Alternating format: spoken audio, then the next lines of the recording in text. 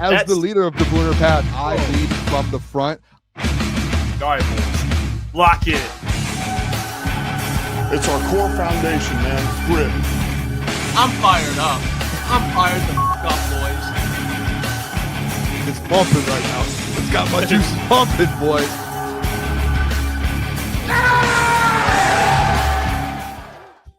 Welcome to Crunch Time Sports with Jeff Iafrate and Booner. It's Thursday, October 23rd.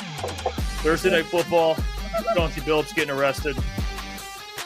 We got Sean Murphy coming on, talking Detroit Pistons. I mean, ironically, we're talking about the Pistons game when Chauncey Billups gets arrested by the FBI. So, many would say free Big Shot. That's going to be the motto. Free Mr. Big Shot. That's crazy. I got some thoughts on that whole situation too, man. There's a lot of stuff coming out today, which is all allegedly. It's all alleged, so I want to make sure that's very clear. It's all alleged. But the FBI press conference today, it did not make Big Shot look great. I just say the alleged stuff towards Big Shot was not great. Great. I mean, the man was arrested. I mean, these guys were arrested, so that's tough. I feel like once you get arrested, I mean, you're not you're innocent until proven guilty, but when you're behind bars, you're in a tough spot, right? You're very tough spot because based on what I think is all my opinion. In my opinion, if you get arrested, they obviously had enough. They had enough to arrest you. So. And I don't know if you read like some of the paperwork that was put out today by the FBI and the evidence that they have. It's all of the evidence is pretty like, well, okay. Like there was some evidence that I saw, not even just poker. Like I guess Chauncey allegedly again, until proven guilty, but there was the poker stuff. But then Chauncey's also in potentially with the gambling side of things too, to where like he was like telling people like, hey, we're tanking. We're gonna sit all of our starters. No one out there knows it yet, not even the sports books, but I'm telling you, so you can put the bets on against us. And the lines, like it's just like I don't know. It's a lot. I don't know how you feel about this, Jeff. I had one thought about it today. I don't know if this is I've told multiple people this. I don't know if this is a good or a bad thing, like bad human thing. We've gone our whole lives, like in the 80s, 90s, the Mafia was like massive, right? Like everyone knew like organized, like, or not organized, like, yeah, organized crime, like these families, then the Genevieve family, all these families, they knew.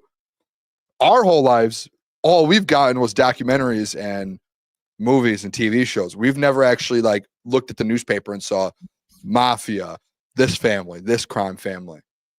This is the first time in our lives that we've actually are seeing this. Like for us, I thought it was sick.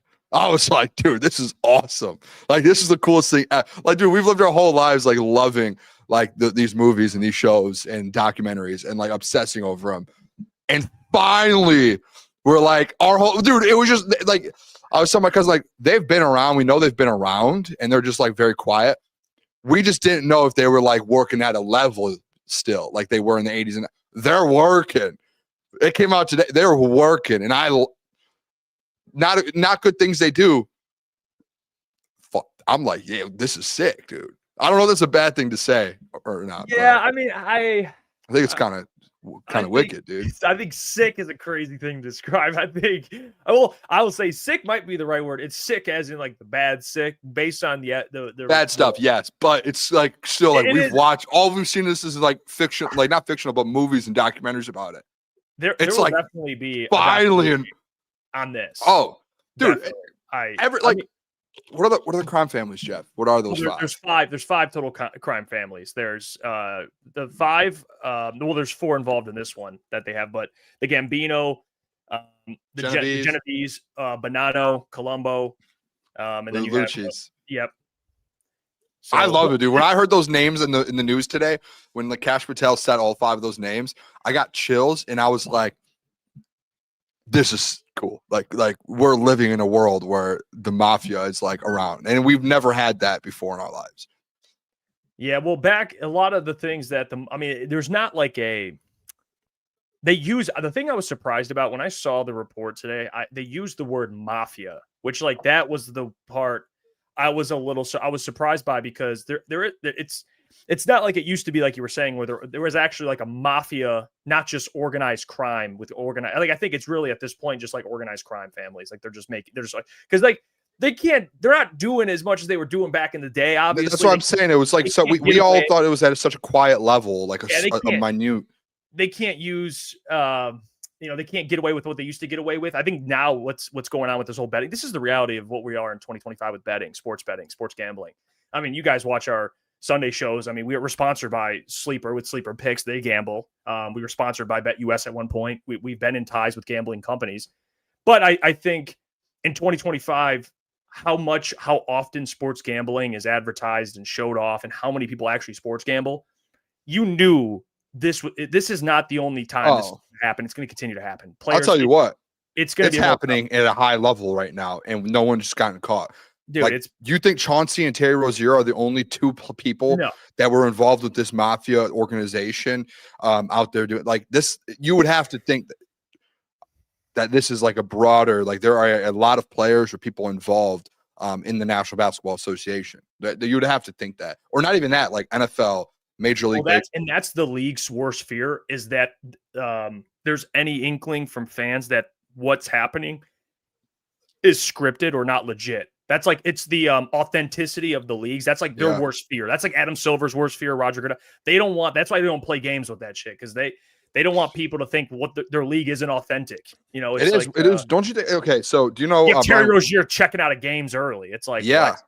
Well, I mean, Brian Windhorst brought up a good point today where he was just like, listen, like this came up to the NBA back in 2023 or whenever it was last year.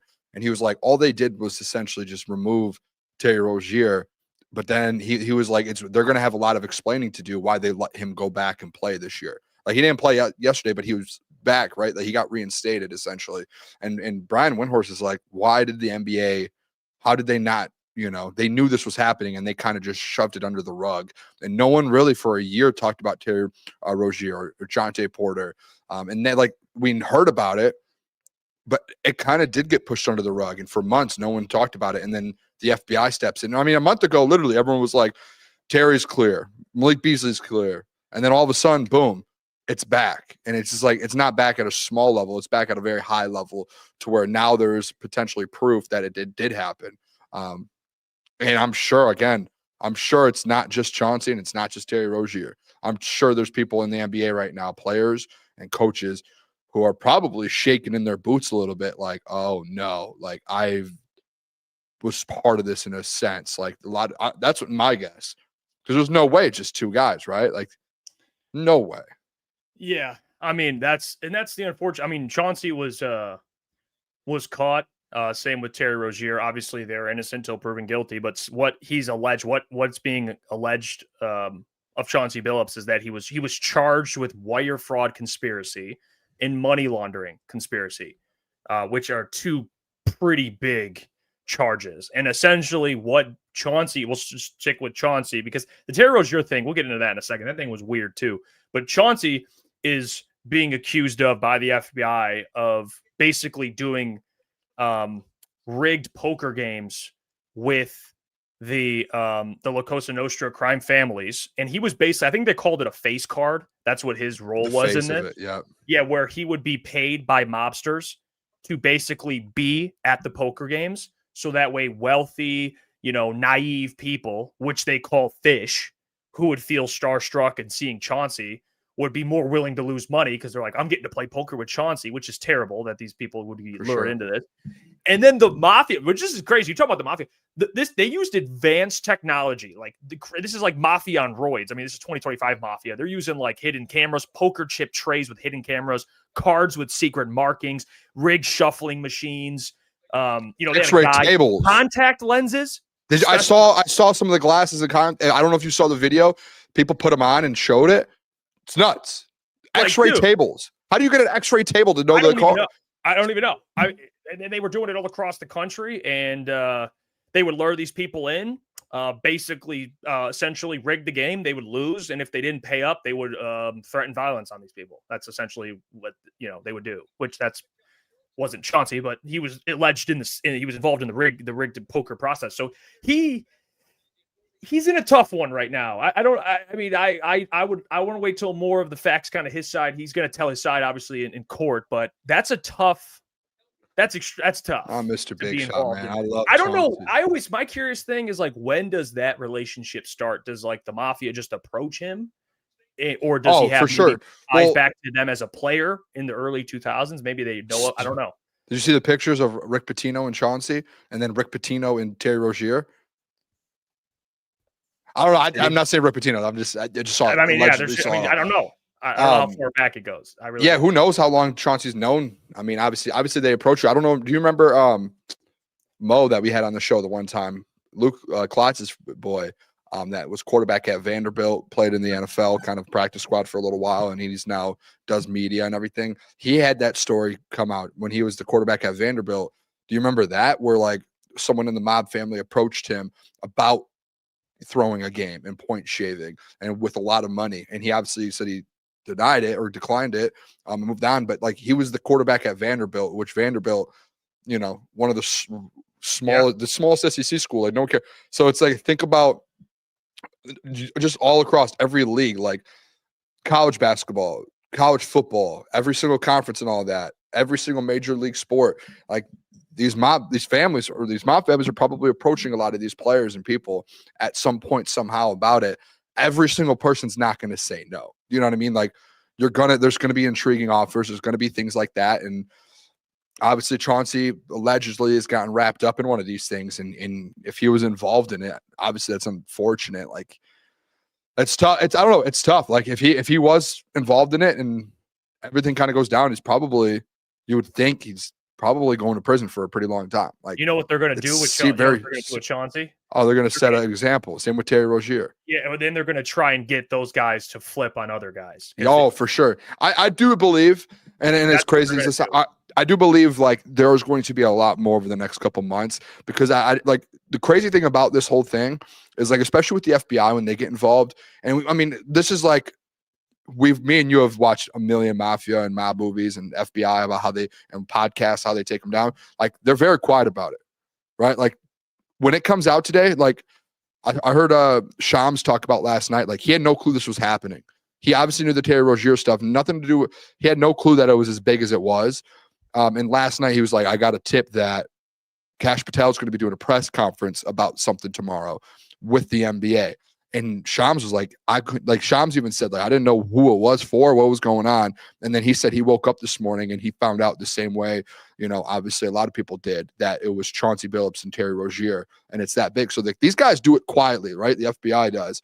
And it sounded like today, the press conference, that they have a lot more in the works, like not just like minor, like they made it very clear, like they have some major things in the works as well. So I would think that there is a massive shakeup, in my opinion, over the next couple months. It's going to happen, and you're going to hear a lot more names or people or arrests and different things that happen. But it's crazy. Like I just don't think people like this stuff is happening, and it's in every single league. Oh, you would happening. Think. Like if we heard the story about the Vandy quarterback, like it's happening in every league, I'm sure. And New York's got a big problem still with organized crime, even if it's not as it doesn't have the notoriety as it once did, but there's still organized crime. I mean, these people are still, whether they're Italian or Asian or whatever they are, the crime families, whatever it is, they're still doing shit. And now gambling is still a big business. Like you can't get away. Like back in the day when they would, obviously I was born not when the Mafia was doing this stuff, but watching through documentaries, what I've learned is a lot of this gambling stuff was, it was harder to catch these guys. In 2025, man, like you don't think FanDuel, like to kind of transition to the Terry Rozier stuff, you don't think FanDuel or DraftKings or BetU, any of these companies see, hundreds and hundreds of $1,000s coming in on Rozier's under? Yeah. Do you know, that's how they caught, that's how they originally flagged it, was that it happened in the sports books presented it to the NBA and said, hey, we had this happen. Like this got flagged. And I think it happened. I think Brian Windhorst said the day that game happened where all those bets got placed, I think he said that day the NBA reached, or the sports books reached out to the NBA, and they obviously pulled Terry Rozier at some point because of that flag. Like, how stupid do you think these guys are? Like, dude, Like, if you're making sports gambling legal in states, you don't think they're going to have a close eye on this type of shit? For I sure. mean, come on. I mean, you have hundreds of thousands of dollars. I'm just making up a number. It's probably more going on Rozier's under, and he checks out of the game with an injury. Yeah. And then they find out that he got sent the month, like 200,000 to him as like a little, like, you know, I think they had some people like undercover. Maybe. I mean, in one of the documents, it said that Rozier got cash brought to his house and they were counting the cash at his house. So how do you know that? They must have had someone in that building. A doctor, you know what I mean? Jeff, look at Phil Mickelson, how much you owe Jackie Giacomo. Yeah. I've heard about this. There was a situation too, I think, in Detroit with Phil Mickelson, and then that was why I think he recently didn't come. Yeah, he didn't come back. I think me and you had that conversation with someone. Yeah, but I will say this too, and a lot of people today, and I saw it on Twitter a lot, and I want people to like. This is what I hate seeing, like people tweeting out like these leagues, like, oh, we're having a gambling issue or fixing games. Oh, but we're presented by DraftKings, or we're presented by FanDuel, or we're presented by, like, I don't think that's a bad thing. Like, these leagues, like, you should want to, you know, obviously, in my opinion, like, those are things that the leagues want to be sponsored by, right? And to do it the right way instead of having to do it a bad way and underground and all these different things. Like, I don't think it has anything to do with the sports gambling side of things. And at the end of the day, it's like these sports books, they're not trying to screw people over. No, they're victims. They got screwed over because of this. Yeah. So for the people online that are complaining about, like, why are these leagues sponsored by these companies? Why like, that has nothing to do with what's actually happening and what actually has happened. You know what I mean? Like people are like, well, the league's connected to the sports book, they're going to try and make money and screw you. Like, that's not it at all, man. It really isn't. There's just money in that business. And the sports books are the ones that get screwed when people do this and this stuff happens. Well, the problem is, I was watching Nick Wright. He was explaining the difference between, because I personally don't play poker, but Nick Wright does, who is on FS1, and he was talking about the difference between a rigged poker game, because I was kind of confused there, like, or not a rigged, excuse me, an illegal poker game and a legal poker game. Because I was like, what makes a poker game illegal? But obviously rigging is illegal, but I'm just talking about random, you know, illegal poker games. He said if the house takes a cut of the total sum, like if I have a poker game at my house and all the boys bring, you know, 10,000 over and we play poker, and at the end of the night, like, I'm like the guy organizing it and I'm benefiting money from it. Yeah. That's the casino. That's where you're like basically operating some sort of like, it's basically an illegal poker game. But if no one, if like you win and you get everything and it's a fair game, I don't think no one really gives a shit. But I think when things like this come out where it's rigged, and there's obviously that's a bigger deal, but there's, you know, people play poker. There's poker tournaments all over the place. But I don't think these people knew that they were going into a mob run poker event. Like, did you see the play-by-play guy for the Nuggets? Like, he went to a Chauncey Billups. He did quote. I don't know if you saw his quote tweet. He was like, this was a charity thing. I didn't lose any money. He was like, I went in with the sponsor when I played with them. Okay. He was like a sponsor. So that guy didn't get screwed. Okay. Yeah, he quote tweeted it because everyone was like, "Dude, what? You good?" Like yeah. But then I saw someone, Hanch actually showed me that he quote tweeted. It was like, but that shows Chauncey's been a big poker player for a while. Yeah, he's been a guy that plays a lot of poker. So I am with you though. And again, all of this, you know, he's innocent until proven guilty. But the fact that one, him and Terry Rozier are arrested, and two, like, if you read the documents and some of these documents, like, they're pretty like out there. All of this is pretty out there. And I would think that for them to actually today, it's not like they just arrested those two as well. They said they arrested 30 people. And I think Cash Patel was like, we arrested like capos and soldiers. Like, that's why I was like, obviously this stuff's not good. But when I heard all that, Jeff, I was just like, whoa, this is like, I told my cousin, I said, I feel like I'm living in Gotham. Like, this is crazy. You know, that's what it felt like for a little bit this morning. Yeah, those guys, I mean, they got a lot. And those guys are not going to rat. I mean, I'm sure Chauncey probably is going to be, his lawyer's probably already kind of like trying to organize probably him to talk. If I was his lawyer and I'm Chauncey, I want to talk. Like start spilling beans, bro. Zero chance. I would never. Get your years shaved off, bro. No, like, I would take you've watched. You do not want to rat and get out of jail with these or you know how you'll no I would not I would take my time, but Jeff, I'm telling you, like, this is Mafia talk. I'm sure if he goes into prison and he doesn't rat and he goes in there, I'm sure somewhere he's going to be in a good spot. There's no way you're snitching. Like Got a Boy Juan said, you're not switching on. You would rather sit in prison for 30 months or 30 years than snitch on the Mafia and get out. You'll be. No, I'm not. Listen, I'm not saying what I would do. Won't they like kill you? No, I'm not saying what I would do. I'm telling Chauncey, you just snitch, bro. No. You ain't gonna make it in prison, bro.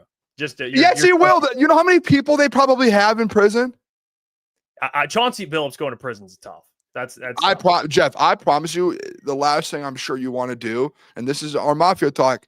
You don't want to snitch on the Mafia. No, go on. What were you saying? I would say I'm not saying it's good to snitch on. I'm just giving advice to Chauncey. I don't think he's gonna make it in prison. So this guy, can you imagine Chauncey freaking Billups? It's like Terry Rozier. Start ratting, Terry. You guys aren't. I don't know if I would. If I'm Chauncey Billups, I'm going to prison for 10 years, whatever it is, 15 years. Fuck that. Yeah, but like you might not last 10, 15 years outside of prison if you snitch. Oh, they'll put him in witness protection. He'll be fine. They'll take care of him. How are you putting Chauncey Billups in witness protection? Oh, or at least hide him. They'll hide him. They'll hide him for the rest of his life. Like he just falls. Oh, dude, I'm telling you, I don't be surprised. Chauncey's gonna say the Mafia will always find you. Chauncey, just take the legal advice. I love how people are like, I love that. Jeff, I love you saying that, being like, they'll throw Chauncey Billups in witness protection. It's like that's Chauncey. He'll hide his ass. Like, what city you go to and someone doesn't know Chauncey Billups? And Dilemma makes a good point. It's not just like one family. It's not like just a Gambino fan. It's all four. It's like 4 of the 5 families that's involved. You got to deal with 4 of the 5. It ain't like it. I'm telling you, the fear, like what you're talking about, doesn't ring as much of a. It doesn't hit as hard in 2025. Like it's not.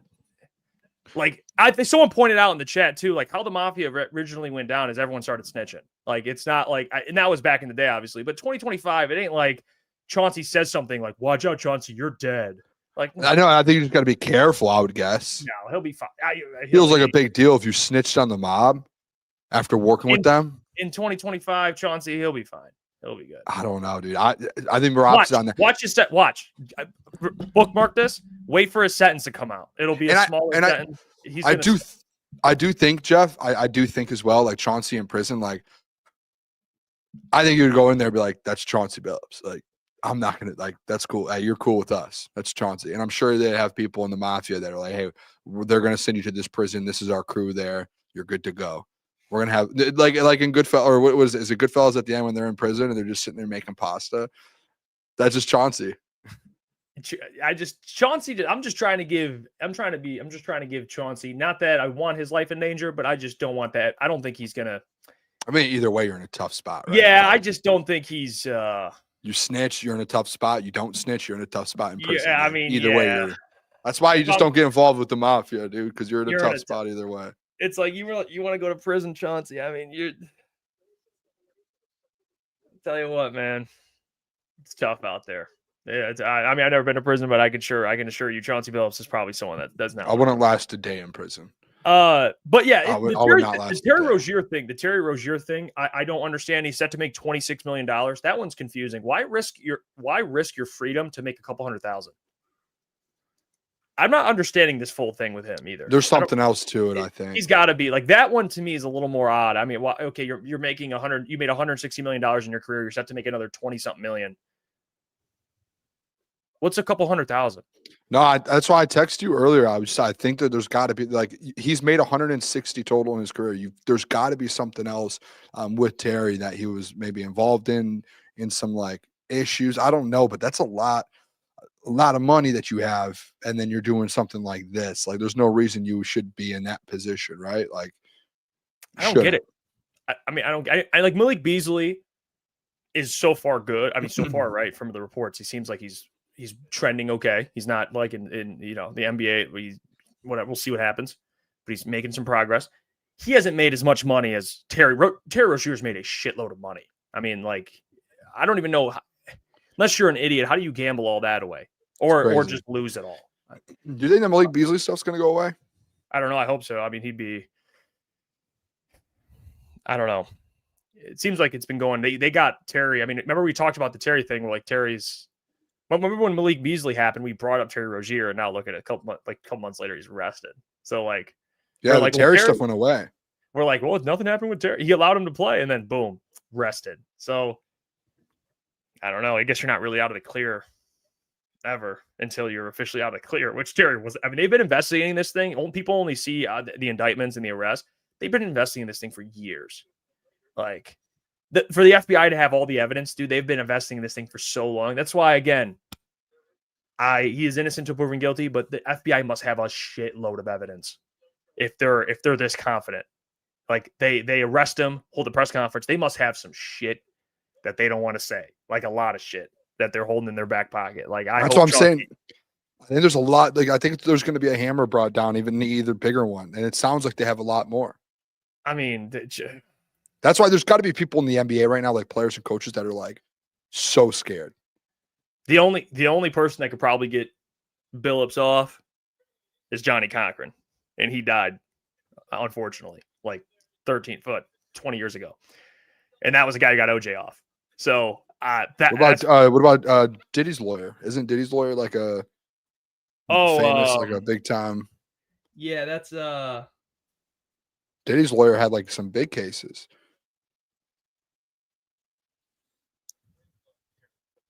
Oh, who is that? I know him. You've had to deal with him before? No, but I know I've seen that dude. He's got a couple lawyers. Yeah, it's like a team, but it's like one of the best teams. It's like he has like a team, I remember. Mark Agnifilo and Tenny Garagos. Brian Steele. Brian Steele's the one. He's in there too. Isn't Alex Shapiro? Brian Steele is he got Young Thug. He was with Young Thug. Yes, that's what it is. Young Thug. Yep, you got him off. Yeah, I would go get that dude. Because there was the Brian. Isn't there a Brian Steele song? Yeah, Drake. Drake had to be a Brian Steele because he's done Shapiro. Yeah, Alexander Shapiro. Yeah, Brian Steele. Get a boy one got it. Yeah, Brian Steele. You got to get Brian Steele. I mean, is Shapiro? I don't know why Shapiro is familiar. It sounds like it's like the lawyer, the OJ lawyer. But the OJ lawyer is Kim Kardashian's dad, isn't it? It wasn't. Am I correct? I think Kim Kardashian's dad was OJ's lawyer. He was, I think, and then Johnny Cochran. Who was he? What am I thinking? Johnny Cochran. He did. I think they were both, and also Johnny Cochran did Michael Jackson. Okay. What about Bernstein? Sam Bernstein? Oh yeah. Feiger? Mike Morris? Mike Morris? Yeah, Mike Morris. This might be out of his I mean, who are some of the new ones? There's like new ones, new age ones in Detroit. I want to see Sam Bernstein on this case. Oh, that'd be something, huh? Mm-hmm. Do you I don't know about the Terry Rozier stuff. I think it's crazy. I know for a fact too, it's crazy. Like thinking back, like I've obviously gambled for a while. Back to college. And I mean, I remember a couple of years ago, I used to, when Terry Rozier was on the Hornets, I used to hammer Terry Rozier prop bets, like hammer. Because he would he was like getting 20 a game, all this. I remember there was a point, I'm not saying I was betting Terry Rozier and he was screwing me. He could have been. There was definitely a point where I stopped betting Terry Rozier overs because he was so good for the longest. And then all of a sudden, I just kept throwing my parlays or straight up betting him. And he was just always going under. Like, he was just screwing me over. And I was like, all right, dude, like, I'm done with this guy. Now I look back and I go, was I getting screwed by Terry Rozier? Kind of makes you think a little bit. Yeah, who else does that? Yeah, I mean, it's a very confusing thing with the Terry Rozier. I want to see more come out with that. I don't know. And to be honest, I know people are talking about the I see this in here. Tocco, Giacolonione, and Zarelli were the main LCN in Detroit in our lifetime. Yeah, Detroit had Zarelli. Yeah, I watched the whole video, hour video about Zarelli. Yeah, there was ties there too. I mean, someone put in the comments earlier when Detroit got casinos, man. I mean, big city. That's what happens. I'm curious. We're going to talk to Sean Murphy. He's going to join the show here, so we'll get to kind of get his thoughts on this whole thing. We'll talk, and then after he's gone, we haven't talked about the Pistons. I mean, we just talked about this whole thing, which is interesting, by the way. I think it's one of the more interesting things in our lifetime that we've dealt with so far. Yeah, I think it's just going to get bigger. All right, we'll welcome in our good friend of the show. Covers the Detroit Pistons, host of From Half Court, our good friend, to key us in on what's going on with the Pistons, and on top of that, what the hell is going on with our boy Chauncey, Big Shot Billups. Sean Murphy. Sean, how we doing, my friend? Boys, Jeff, Booner, it's great to see you guys. Good to come in on a slow news day, hoping we can come up with some things to talk about. Maybe we can fill some time. Maybe we can all tell some fun stories from our childhood. Definitely not a lot of things to discuss today, I'm sure. So no, we could just talk about the unders on prep bets we potentially have for the Pistons game tomorrow, and then we'll talk about all this stuff, Sean. But what the hell's going on, man? What happened to Big Shot? All right, we were talking about it earlier. It seems like the FBI has been kind of organized, or at least piling on in this investigation and all the evidence to secure an arrest. So they obviously have some backup. They have some guns. With no better word to use here, against Chauncey Billups to go after him in the court of law. I love Chauncey, innocent until proven guilty, but it doesn't look good for our guy here, Sean. So what do you kind of make of just reading the reporting and your thoughts on what's going on with Chauncey Billups here? Yeah, obviously one of the most shocking notifications I've ever seen in my lifetime. I woke up kind of expecting some form of NBA news today just because it was the day after the Clippers played their first game. I thought we were going to be hearing more about Kawhi and aspiration today. I did not expect to wake up and see that a lot of people in my era's childhood hero in Michigan is arrested for alleged gambling scheme. And look, I think it's important. You mentioned it up top. I think it's important to mention it as well. Again, just innocent until proven guilty. We hope this isn't true. Obviously, a lot of us, in the Michigan world would want to find reasons that this is not true. But essentially, there were two major cases in the basketball world that were brought together today. One of them being against Terry Rozier. This one was like a lot sloppier of a case, essentially like players making, like essentially insider trading or like exchanging insider information to people who can use that and benefit towards bets. There was like something about Terry Rozier having leaving a game early due to injury after telling people to take the under, and then people came through later that night and dropped off money at his house. But in the Chauncey case, there's about a 40-minute or not a 40-minute, there's a 40-page long detention letter going over the entire case. And essentially, this was a lot more elaborate of a scheme. The thing to note is, and again, allegedly, this is from from the prosecutors in New York. Essentially, Chauncey was a part of this scheme with members of the Mafia to essentially do these rigged poker games, essentially to steal money from people. Essentially, they would have guys like Chauncey in the situation to essentially be as they would refer as what's called face cards, essentially celebrities to kind of get people's worries or suspicions kind of muted away because, oh, I'm playing poker with Chauncey Billups. Who cares if these guys are sketch? And essentially, they would sit around this table, and not only was Chauncey kind of like a celebrity, like involvement, but he also knew and was familiar with the system and knew when to fold, when to go all in, all those different things. So he was allegedly in on the action and in on the scheme. And this is, I mean, they have pictures and they have proof of card shuffling machines, of x-ray tables to where you could see people's cards through the table. There's apparently people who had special glasses or contact lenses, like stuff that's just straight up sounds like out of like a modern Mafia movie. It's not a question of like if this will ever be made into a film. It's just a matter of which studio and who gets to it first. So this is without a doubt not only one of the craziest scandals in the history of the NBA, but I would argue that this goes right up there as one of the craziest scandals in the history of professional sports. And if you want to talk about like from the NBA's standpoint and really professional sports as a whole, in America, like it's no secret how prominent legalized betting has gotten. It's no secret like how interwoven betting is into basketball, but football, all these other, companies as a whole. I mean, heck, when ESPN was talking about it, like there's that clip that went viral where they snuck off the ESPN bet logo. I mean, the Pistons play on FanDuel Sports Network Detroit, right? Like there's no avoiding that. So I think at first a lot of the conversation was around Chauncey. Well, at least he only did poker. At least he only did that. But if you read the detention letter about the Terry Rozier case, they pretty heavily imply that Chauncey Billups is implicated for that too.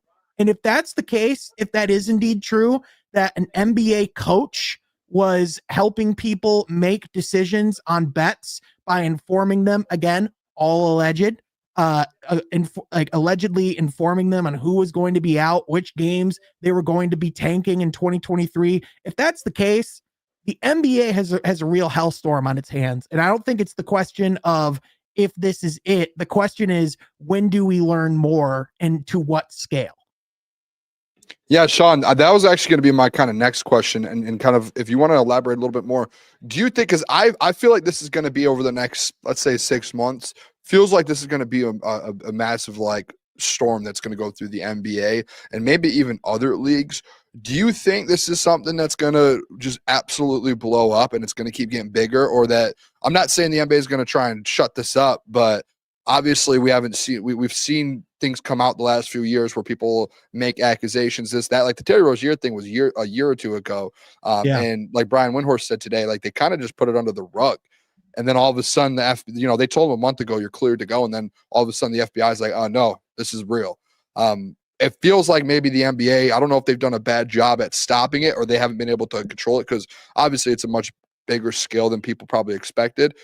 Mm-hmm. Are you expecting this? I know you don't have insider information, or we all don't. No one knows what's going on. You think this is going to end up blowing up and this is going to be like multiple players, coaches, like a big thing right now that's going to come out?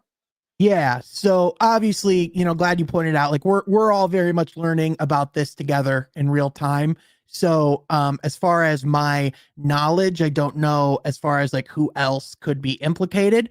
I do think that it is important to note that today, when asked about questions about the investigation, members of the FBI and of the prosecution very much implied or very much indicated that the investigation is still ongoing. And this is an investigation that's been going on for years now. Like the FBI said, like this is, so, like this is not just like a regime specific thing or like under like a, like specific office. Like this has been at works behind the scenes in the FBI for years now.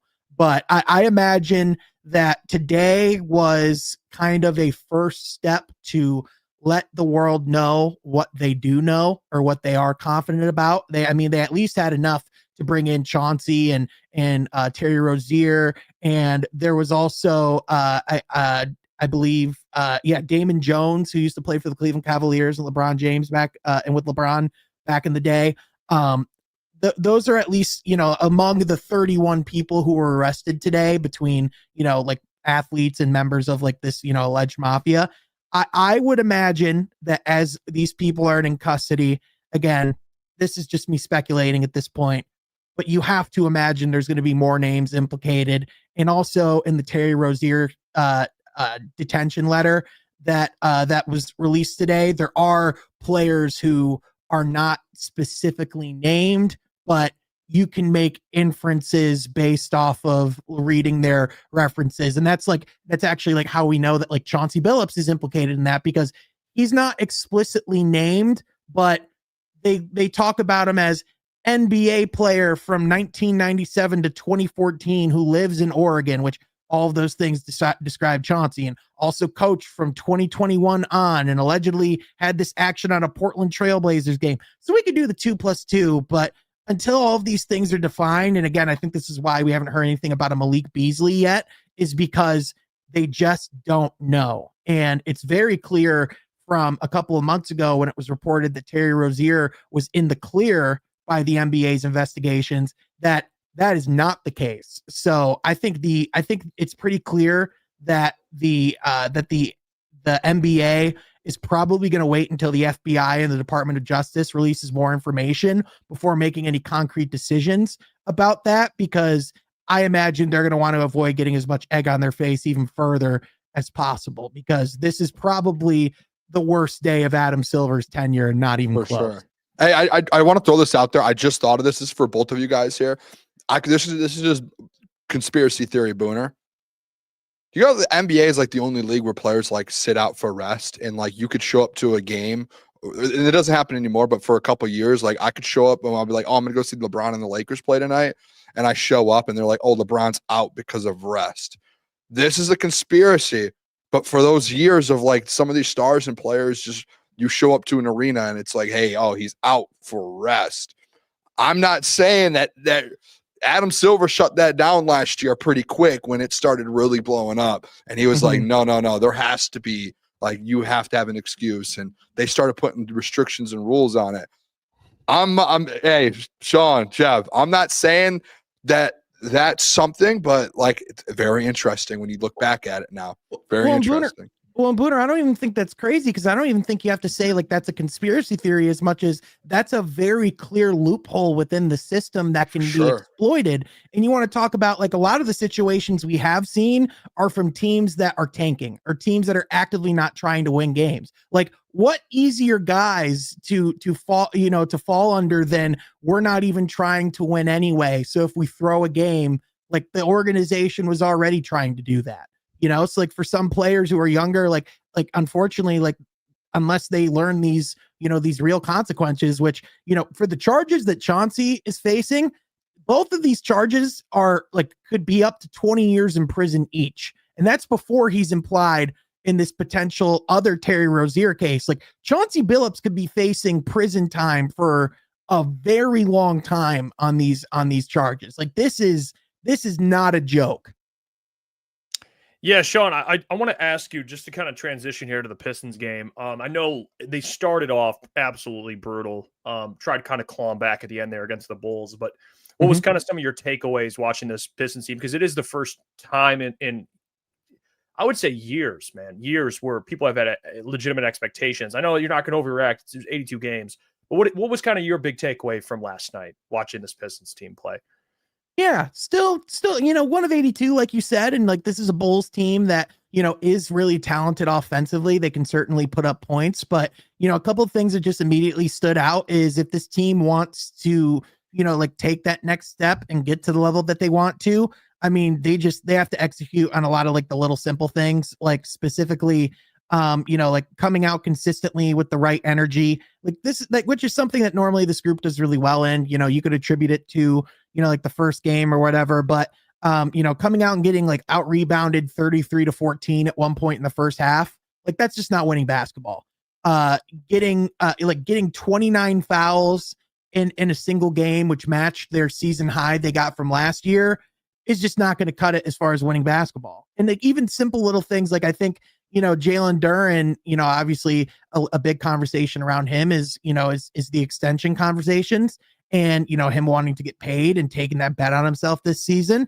Well, one thing that could really get in the way of him getting paid or getting the dollars that he wants to is if he can't consistently stay on the court, because he went out like last night and in both the first and second half, the Pistons started with alley-oops from Cade to Duren, which is so very clearly like that is something that, that pick and roll partnership, that relationship they have is imperative if the Pistons want to succeed. But also Jalen Duren's their best rebounder. He's the most physically imposing presence. So anytime you see him, just immediately get in foul trouble, which is just, something we've seen throughout his career, at a certain point, for lack of better terms, kind of something has to give there.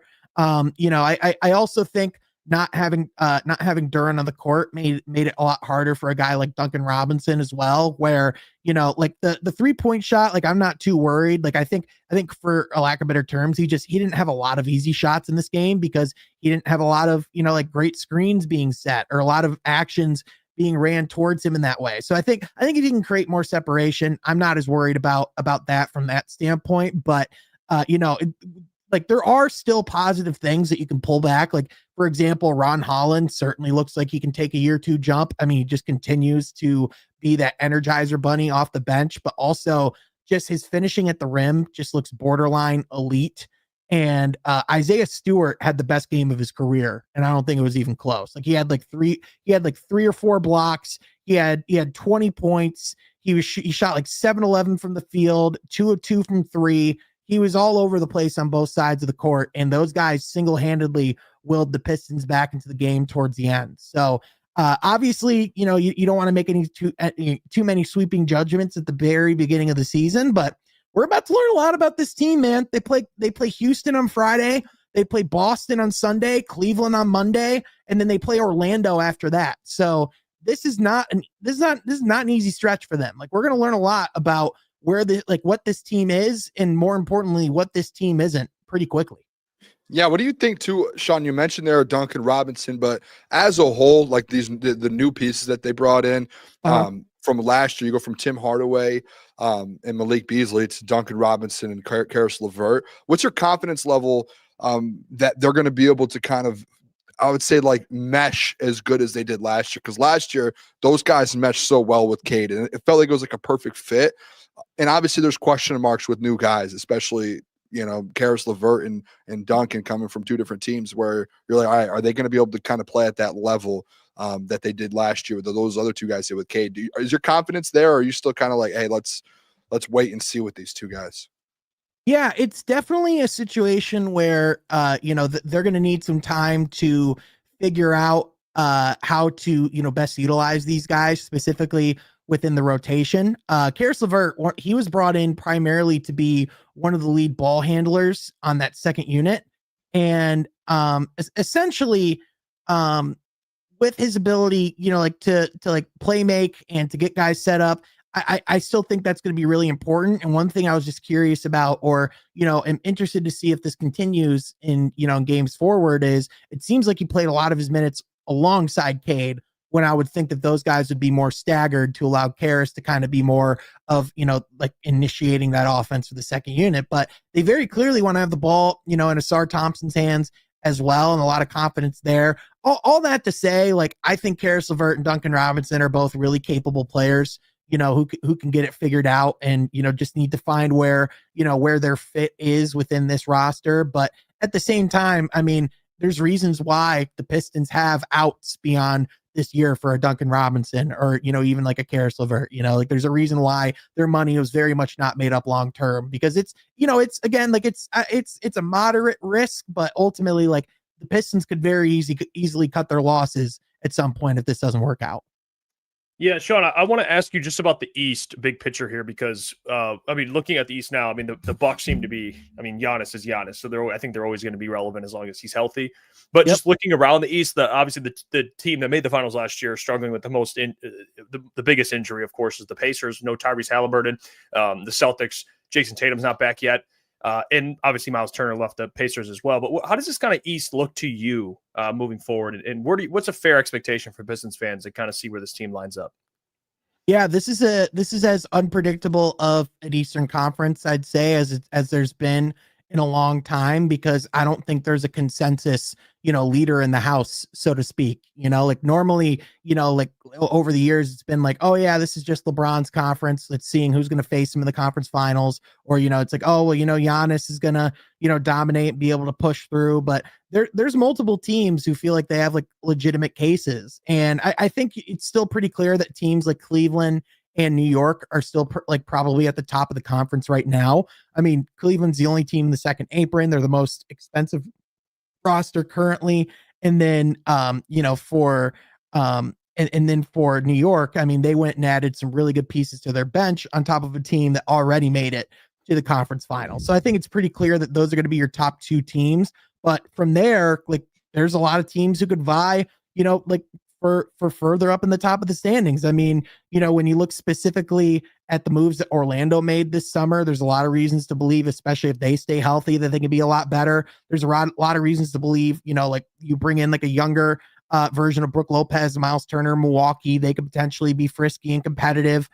Detroit, if they continue to head in the right direction, and we see things, like, if game one was just a fad, they could absolutely be dark horses to, who knows, like, who's to say that, like, if the Pistons couldn't get, couldn't get to the Eastern Conference Finals this year because of key injuries or of because of the matchups that they get in the first round. I mean, that's not even mentioning Atlanta. That's not mentioning Boston. The Pacers aren't going to want to lay down for a year despite the stuff that they've had. So I think it's as up of a grabs East as we've had. But no matter who comes out of the East, just because of the quality of teams like that, the West is as good as it's ever been, man. I mean, I'm not sure if any of you guys saw any of Victor Wembanyama last night, but he's insane. That is straight up it is such a damn shame that we have to talk about this gambling stuff, because I wish we could be talking about the Wemby game, because that's one of the greatest performances I've seen in my life. Yeah, ever. It was insane, especially versus AD, who's one of the best defenders in the league. That was incredible. Real quick, I'm sorry. Chauncey, his attorney, released a statement literally 2 minutes, a couple minutes ago. He's ratting. I'm telling you. Yeah. So it might be worth just reading real quick if it's okay. Yeah, go ahead. Let's hear it. Yeah, this is from Chauncey's attorney. It says, anyone who knows Chauncey Billups knows he is a man of integrity. Men of integrity do not cheat and defraud others. To believe that Chauncey Billups did what the federal government is accusing him of, it is to believe that he would risk his Hall of Fame legacy, his reputation, and his freedom. He would not jeopardize those things for anything, let alone a card game. Furthermore, Chauncey Billups is never and would never gamble on basketball games, provide insider information, or sacrifice the trust of his team and the league, as it would tarnish the game he has devoted his entire life to. Chauncey Billups has never backed down. He does not plan to do so now. He will fight these allegations with the same tenacity that marked his 28-year career. We look forward to our day in court. That is from Chris Haywood, attorney of Chauncey Billups. Oh, he maintained. Well, I mean, that's yeah. That's a great statement from a lawyer, to be honest. That's great. It's unbelievable. I mean, pretty strong worded statement. Obviously, as you guys have pointed out, I've never seen a lot of statements where people just say, "Yeah, I did that." In all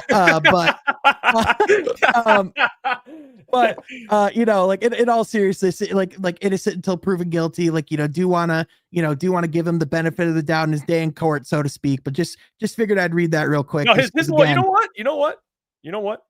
His lawyer made great points. I say just let him go. I think you see what he said. Yeah, can we not ruin Chauncey Billups' reputation, man? I can't do that, man. He got me, man. I let him go. The one thing I found funny, I forget the name of the reporter, but they said I talked to general managers in the league today, and they said that Chauncey will be okay because he's a good person. And that was Josina Anderson. Yeah, I saw that, and I was like, I don't think that's how the legal system works, but I like your optimism. And then people were going at Josina Anderson, which was like, why are you that didn't make much sense. And she was like, does no one understand a quote? And it was like, I mean, there's definitely quotes where maybe just hey, let's just leave that one out. Sure, there's a lot of people in prison who are probably at some point good people. For sure. Yeah. So right. I root for my guy, but it's tough, Sean. I'm not gonna lie, it's tough. I mean, again, I don't think you're going to get a collective of people that want him to be innocent more than, on this stream or in this state. He's over there. I have him. He's one of those guys over there. So obviously I'm wearing my bias literally right over on my shelf, but it's one of those things where if true, it would just be one of the saddest stories in sports, honestly, just to see, someone who did have such an incredible career, such a great legacy, and, a potential future career as someone who could have coached in this league for a long time. And even, if this isn't true, it's a dang shame. It's a dang shame because this could do some irreparable damage to his reputation, kind of like what Booner was saying before. So yeah, we don't get into talking about sports to watch FBI press conferences. We don't. No. I will say this too. And again, I hope Chauncey's innocent. All of this is allegedly, but I just have to throw out there, this is my opinion. If the FBI is this involved and makes arrest and it's this elaborate and they have like Sean, I'm sure I've read a lot of the documents today of all of the stuff that was going on. Yep. It's the evidence is oh man, I don't want this to be true, but oh my gosh, this just seems like I don't know how you don't be like, yeah, like you can't. It's I don't know. The evidence just looks like if you're the head coach of the Trailblazers and somehow it's getting out there that you're sitting every starter and all these things are happening, or if you're doing this poker stuff, it's like Chauncey Billups, again, all alleged. He's one of the smartest guys in the game, right? He's one of the best point guards that we've seen on our favorite basketball team. Like he is very smart. You can't tell me he was just like, I don't know what's going on. Yeah, well, and I this mean, is my opinion. I hope I'm wrong. Yeah, that's fair. Everything lines up. It's like, not good. Yeah. What we do know is from the detention letter that was sent out, which, I can even, send you guys the link if you wanted to put it in the description of the chat or whatever, if people have interest in reading it. There's alleged pictures of the equipment from people's iCloud accounts. There's text messages explicitly saying like, oh, Chauncey, like, Chauncey won a little too much there. Or like, we need to like tell him to cool off. Like there's like, they have laid out like what the scheme was on communication. They have everything as close to being in 4K. It feels like as you can have. And this is just kind of the beginning of it all. So, they have a lot. The resource, the evidence that is out there.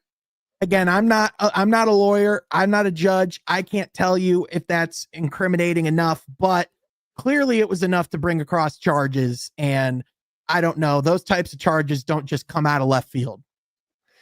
No. And obviously someone just put in here too. What was it? When the FBI is involved, conviction rate's nearly 100%. Like this isn't like your local like Portland police. Yeah, you know what I'm saying? Like this is like the FBI. The director of the FBI is talking about Chauncey Billups like that. Like we have them talking about the Toronto Rangers being one of the teams being involved in the betting stuff. Clearly not knowing who the Toronto Raptors are, but that's okay. They tried. Nonetheless, what they say, the Toronto Rangers is that? The Toronto Rangers. Yep, it's tough. That's a tough one. Hey, they were going strong there in the press conference. Hey, at least we're not going to be accusing those guys of being fans, No, yeah, it's all business. You can see it. Yeah. I mean, I'm rooting for him. Anything? Well, I guess the question for you would be, what's going on with this Malik Beasley stuff? Is he like kind of almost in the clear, or what's going? Because it seems like his case kind of popped up, and then now it's obviously all the attention's on Terry and Chauncey, but. Could he play basketball this season? Like you foresee that potentially? Yeah. So for the sake of full transparency, after the Terry Rozier bomb drop this morning, I think a lot of us were waiting to see what was going to happen with Malik Beasley in this situation. Beasley's lawyer has been insistent that Malik Beasley has nothing to do with this investigation. He did not assist with this investigation. He did not, he was not involved in this particular instance. And the reports from today say that he might be cleared essentially on the end of the NBA, but so was Terry Rozier a couple of months ago. And so that calls into question not only the quality of the investigation, but really like the limits of their investigation, because the FBI is going to be privy to information and to resources that the NBA is just not going to have, even if with all the money and the resources that they have, the FBI just has more. So I think the NBA is not going to do anything with Malik Beasley until it is explicitly stated by the FBI and the Department of Justice that Malik Beasley is all clear. He is not a part of this situation, because again, I think the worst thing for the NBA right now would be to have that continual egg in the face. I mean, guys, they didn't even know these arrests were happening today. So Adam Silver woke up and found out about this just like we all did. And, especially just with all the information and the questions and things that are up in the air, what's clear of all the evidence that's already out there, we can only imagine what these 31 people know. And the one other thing that like I would point out is so I'm not sure if any of you guys watch Pablo Torre Finds Out, the podcast. He's been killing it, by the way. Yeah, he was at the forefront of this. So the Malik, if you go back and watch the Malik Beasley episode that he did about that situation, you realize that the episode's actually about another guy, and it's really about this guy named Free Moose _NBA and how he had the scoop on this way before anyone else. And essentially what you found out is he had this cousin named Amar Awade. and this cousin was involved, was like allegedly like pointed to be involved in like the inner circle of like the Porter stuff, was like in the know on the betting there, was in on these like illegal poker games and all these different things. And what we've come to find out 3 months later is one of the people convicted under this Chauncey Billups case is Amar Alwade. So I would say that I would imagine that we're going to probably be getting some even more reporting from Pablo Torre and his people here really soon. I would imagine that there's just going to be, a whole lot more, information coming out in the coming days. And I mean, again, this is just, it's hard to imagine this is not just like scratching the literal surface of it all. I will say this with Pablo too. I heard someone bring up a point about him today. He might be doing too good at his job to where every single time now he drops in news, it has to be like massive. He's getting into that category because his last like three, since he's kind of came back, his last 3 or 4 stories have just been just keep getting bigger. Like how much bigger can he get from this? Like he's kind of outdoing himself right now. Yeah, he's killing it. So it's like, what's next? Like, is he gonna like this player's injured? Let's investigate. He's done like the Bill Belichick stuff. He's done it. It's like he might need to slow down a little bit. He's really setting himself up here. Yeah, he might need to like get security. That's what he needs probably. Yeah. The thing that's kind of scary to think about though is like, what if he has more ground to track? What if this is still him scratching the surface? Because you got to think, and again, this is just like speculatory. Like I've been a fan of Pablo Torres for a good while now. Just seeing all the stuff that's come out and all the work he's done, it's been really cool. But I mean, like you imagine as he builds this credibility, as he opens more of these like doors behind the scenes, you have to imagine that he's only getting his name out more, that people are only going to trust him more with information or reach out with tips. And I just got to say, I still, and I stand by this, I think Pablo Torre needs to investigate the Monty Williams situation because I need to know specifics of what happened. I need to know. Yeah.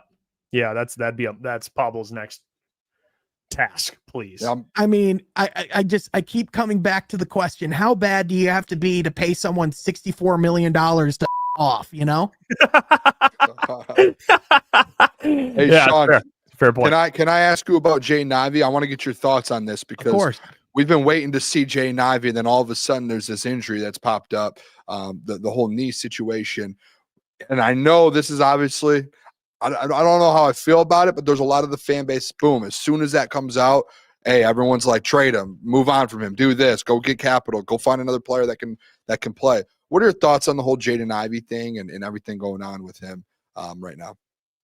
Yeah, I think from a human element, first of all, it's just hard not to feel bad for the person and for the guy. Just the really ill-timed injury at the beginning of the year, missing the playoff series, just when it seemed like he was finally going to crawl back and get back on the court, this stuff drops. And, of course it happens the week of the extension deadlines before next summer and entering restricted free agency.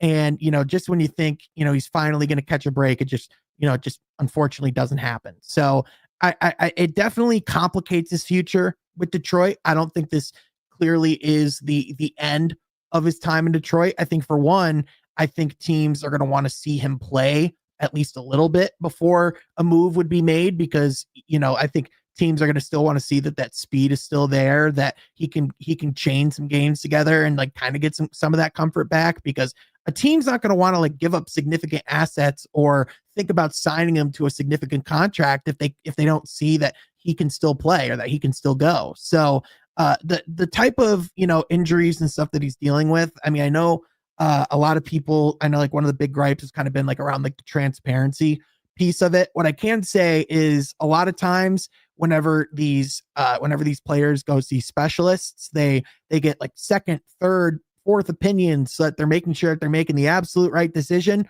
And a lot of times if they get these like arthroscopic procedures or surgeries, a lot of times they'll do it like right on the spot when they go and make the visit, just so that they could be on the road to recovery as quickly as possible. So, I definitely think like the Pistons were doing the best they could as far as like operating under what they had. But the other thing I can say too is, so like I'm not a doctor, but when I was born, my left knee bent the wrong way. So I've had multiple knee surgeries growing up. I've gone through physical therapy and the recovery and all that stuff. And what I can say is every knee is different and the recovery process is not black and white. And so even if, like, I know there's been like questions of like how related this is to like the injury that he had previously, but like all of it is to say is, that's the really difficult thing about like telling the time for sure is just everyone's body reacts a different way. So I think he probably still comes back and is back in the lineup by December at some point. And I think you want to at least see 2 months of him in the lineup before you make any decisions at the trade deadline. I mean, you're going to have to make a decision soon because the restricted free agency window is next summer. It's just unfortunately Trajan won't be able to make those decisions with as much data as he'd like or with as many reps on the court as he would like. But I think you can still get a really good sense of what this team needs around them by how this season goes. So obviously it's a really unfortunate situation for Jaden Ivey and the Pistons alike because they were really counting on him coming back in and alleviating some of that pain of losing Tim Hardaway Jr., Malik Beasley, Dennis Schroeder. And for at least the first month of the season, they're going to have to navigate those waters. So obviously just a tough blow. Sean, I want to get your thoughts to kind of, you by the way, you got more time here? I'm good. Cool. I'm good. All right, I want to ask you about the Lions here because they're 5-2. You're on the bye week right now, and there's obviously a lot of injuries. But what was kind of your thoughts on that Monday night game? Defense played terrific. The offense looked, there's been some people talking about Jameson Williams' involvement and stuff like that. But what was your kind of takeaway from Monday's dominant performance with all these guys in the secondary missing and Calvin Shepard's big night? Yeah, I mean, to me, I think it was as shining of an example of the culture that Dan Campbell's implemented in Detroit as you've had thus far to date. I think it was one of those wins where coming off of a really difficult week in Kansas City, where a lot of teams, based off of how things went there, very easily could have spiraled and very easily could have, faced, some really difficult situations. Whereas with Detroit, like the way that they were able just immediately get back to it and to be as shorthanded as they were going up against like an MVP candidate quarterback in Baker Mayfield, who's looked as confident and as cool and collected as he's, ever looked throughout his NFL career going into this game. And he never looked comfortable. Detroit, you couldn't have told, if you would have told someone that they were missing members of the secondary, I think they would have had like a hard time believing you. And I think just the thing that everyone was concerned about, even, to an extent, myself included, at the beginning of the year, they've rested all those qualms. Like, is the offensive line still going to be as good as last year? I mean, I'd argue that they have some real potential to almost be better in some cases because you have freaks of nature like Tate Ratledge right in the middle, who's a really strong rookie and a really great athlete. You still have Penei Sewell on the tackles. You're going to be A-okay. Jahmyr Gibbs in the open field. I think we're good with him being the 12th pick now. Yeah. I think we're good with that, guys. I think we're past that. Okay. Yeah. I think I just wanted to make sure. But no, like all that to say, like as much credit as Brad Holmes gets, as much credit as, Sheila Ford Hamp gets, they absolutely deserve it. As great of coordinators as we've had, and as much as they deserve their opportunities, to be head coaches, let's not forget the guy who came in and was the figurehead and the face of implementing all of this. Let's not forget the guy that, people rally behind and for clearly a good reason. And now Kelvin Shepard, who going into the year, everyone was talking about, I don't know about this Lions defense. Aaron Glenn was a massive loss. And you have people asking if Kelvin Shepard is better, or like if Kelvin Shepard could be ready to be an NFL coach himself coming up soon. And to me, that's just all of the signs that of a great culture and an elite program that you need. And it's exciting as a Lions fan, because whatever little doubts in the back of your head that we had this last offseason, those have been put to bed to me, at least through the first 7 games. Sean, I also do want to ask you, going forward here, coming off the bye, what do you think after, do you think this Lions team is the favorite in the NFC, can still go win the Super Bowl and all of that? Because there are the injuries, obviously, and all of that. How are you feeling confidence level coming out of the bye here? Confidence level, I think this is about as good of a situation going into the bye week as you could ask for. To me, going into going into the bye, I think the Lions are the best team in the NFC. To me, at the very least, I think they're the most reliable and the most consistent team in the NFC. Like even the Eagles, like you have real questions about what not Justin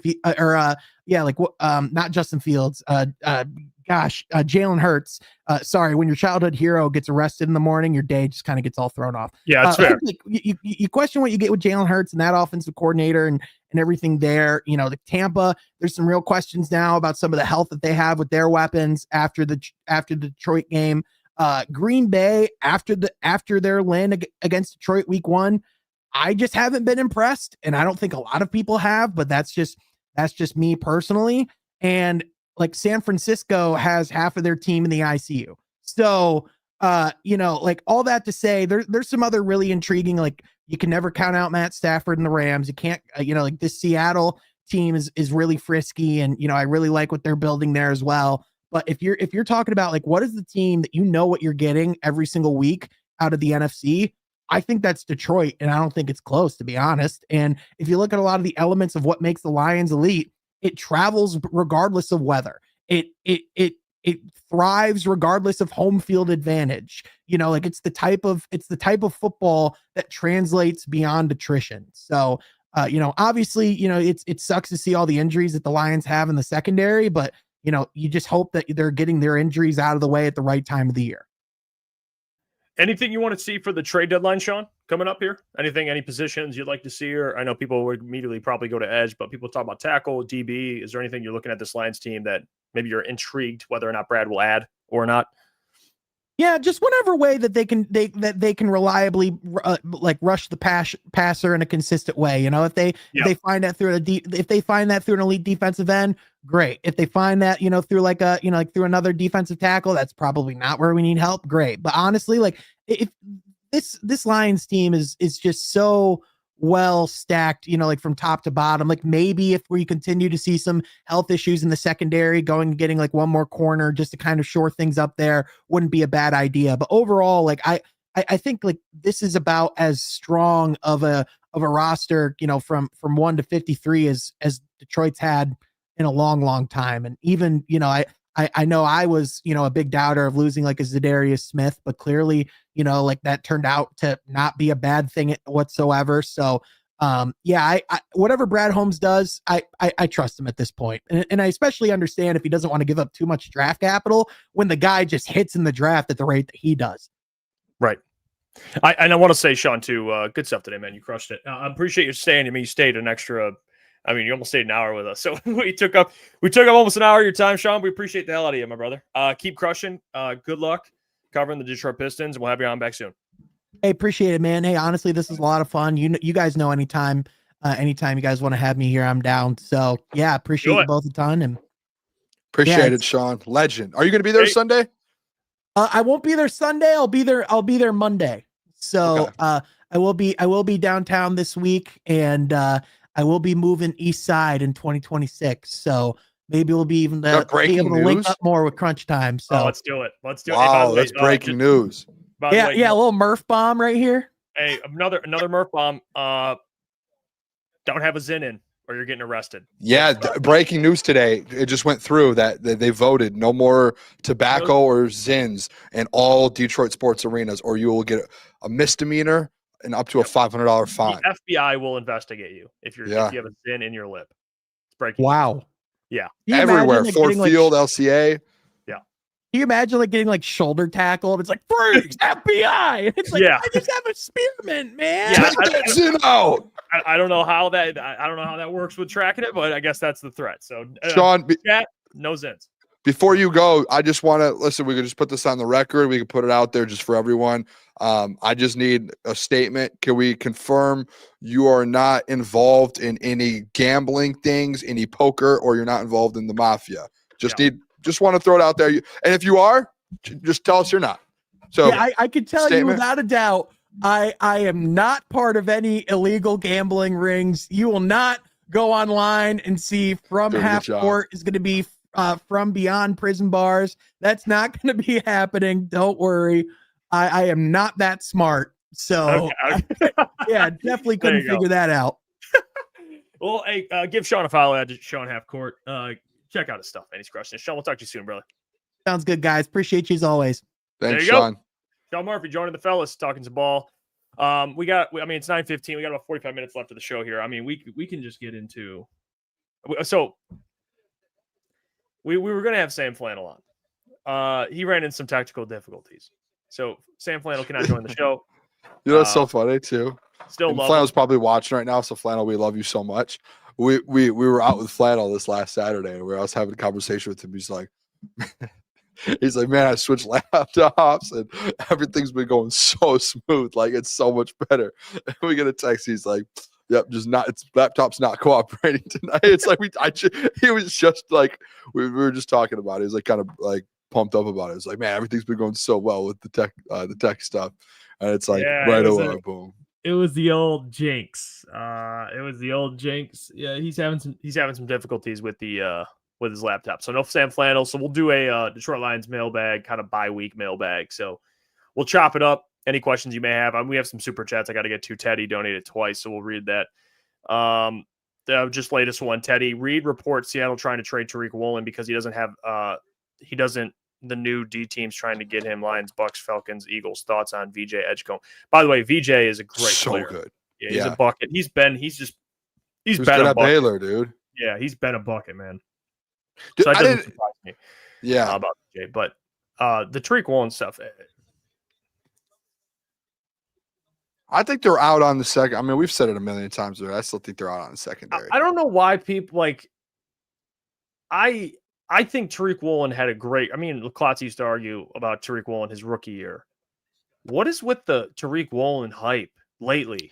He was good his rookie year, I thought, Yeah. but recently I feel like the last year or so he's kind of gone down a little bit. He's not like trash, but he's not the Tariq Woolen of his first season. No, and to be honest, he's not beating out DJ or Terrion. I don't even think he's even beating out Kendall Fuller, to be honest. So who is he beating out? Meek Robertson? No. I mean, he's like, you're going to be like your fifth corner. I mean, are you going to make a trade for a guy like that? Probably not. Yeah. Especially like I think after this last week, I think you made a great point the other day. After seeing what the secondary did without 4 of their top 5 starters, I think you're pretty. It didn't feel like a couple years ago, a year or two ago, when you're with like no one 2 years ago in the NFC Championship game, and you're struggling. Like, it feels like you actually do have depth that can hold their own. Yeah, you have one of the brightest defensive minds in Mike McDonald, and you're not thriving with him. Like, I don't know, man. Yeah. I don't know what's going on. I'm good on Tariq, by the way. But appreciate the $5 though. Teddy also donated. He says, "Is the NBA the most corrupt league?" Tim Donahue. This story: NBA lottery. Cavs keep winning it when LeBron was in Miami. Everything's in question. I've always been weirded out. The NBA lottery's always been an interesting one too. Yeah. I mean, I'm not going to sit here and act like Cleveland winning it years where they needed to win it, or the Spurs with Victor Wembanyama. It's just like, or the Mavericks after trading Luka. And they get there's things where if they're going to be corrupt, like, listen, they probably are corrupt. At least just do it. Like, don't just try and be so out there doing it. They're just so obvious about it. There is some things with the NBA with the lottery I've always thought was a little sketchy. Like, things kind of line up sometimes a little too good. I don't know. It's like it makes too much sense. Like, then they trade. Yeah, like you said, Dallas trading Luka, getting Cooper Flag. It's like, okay.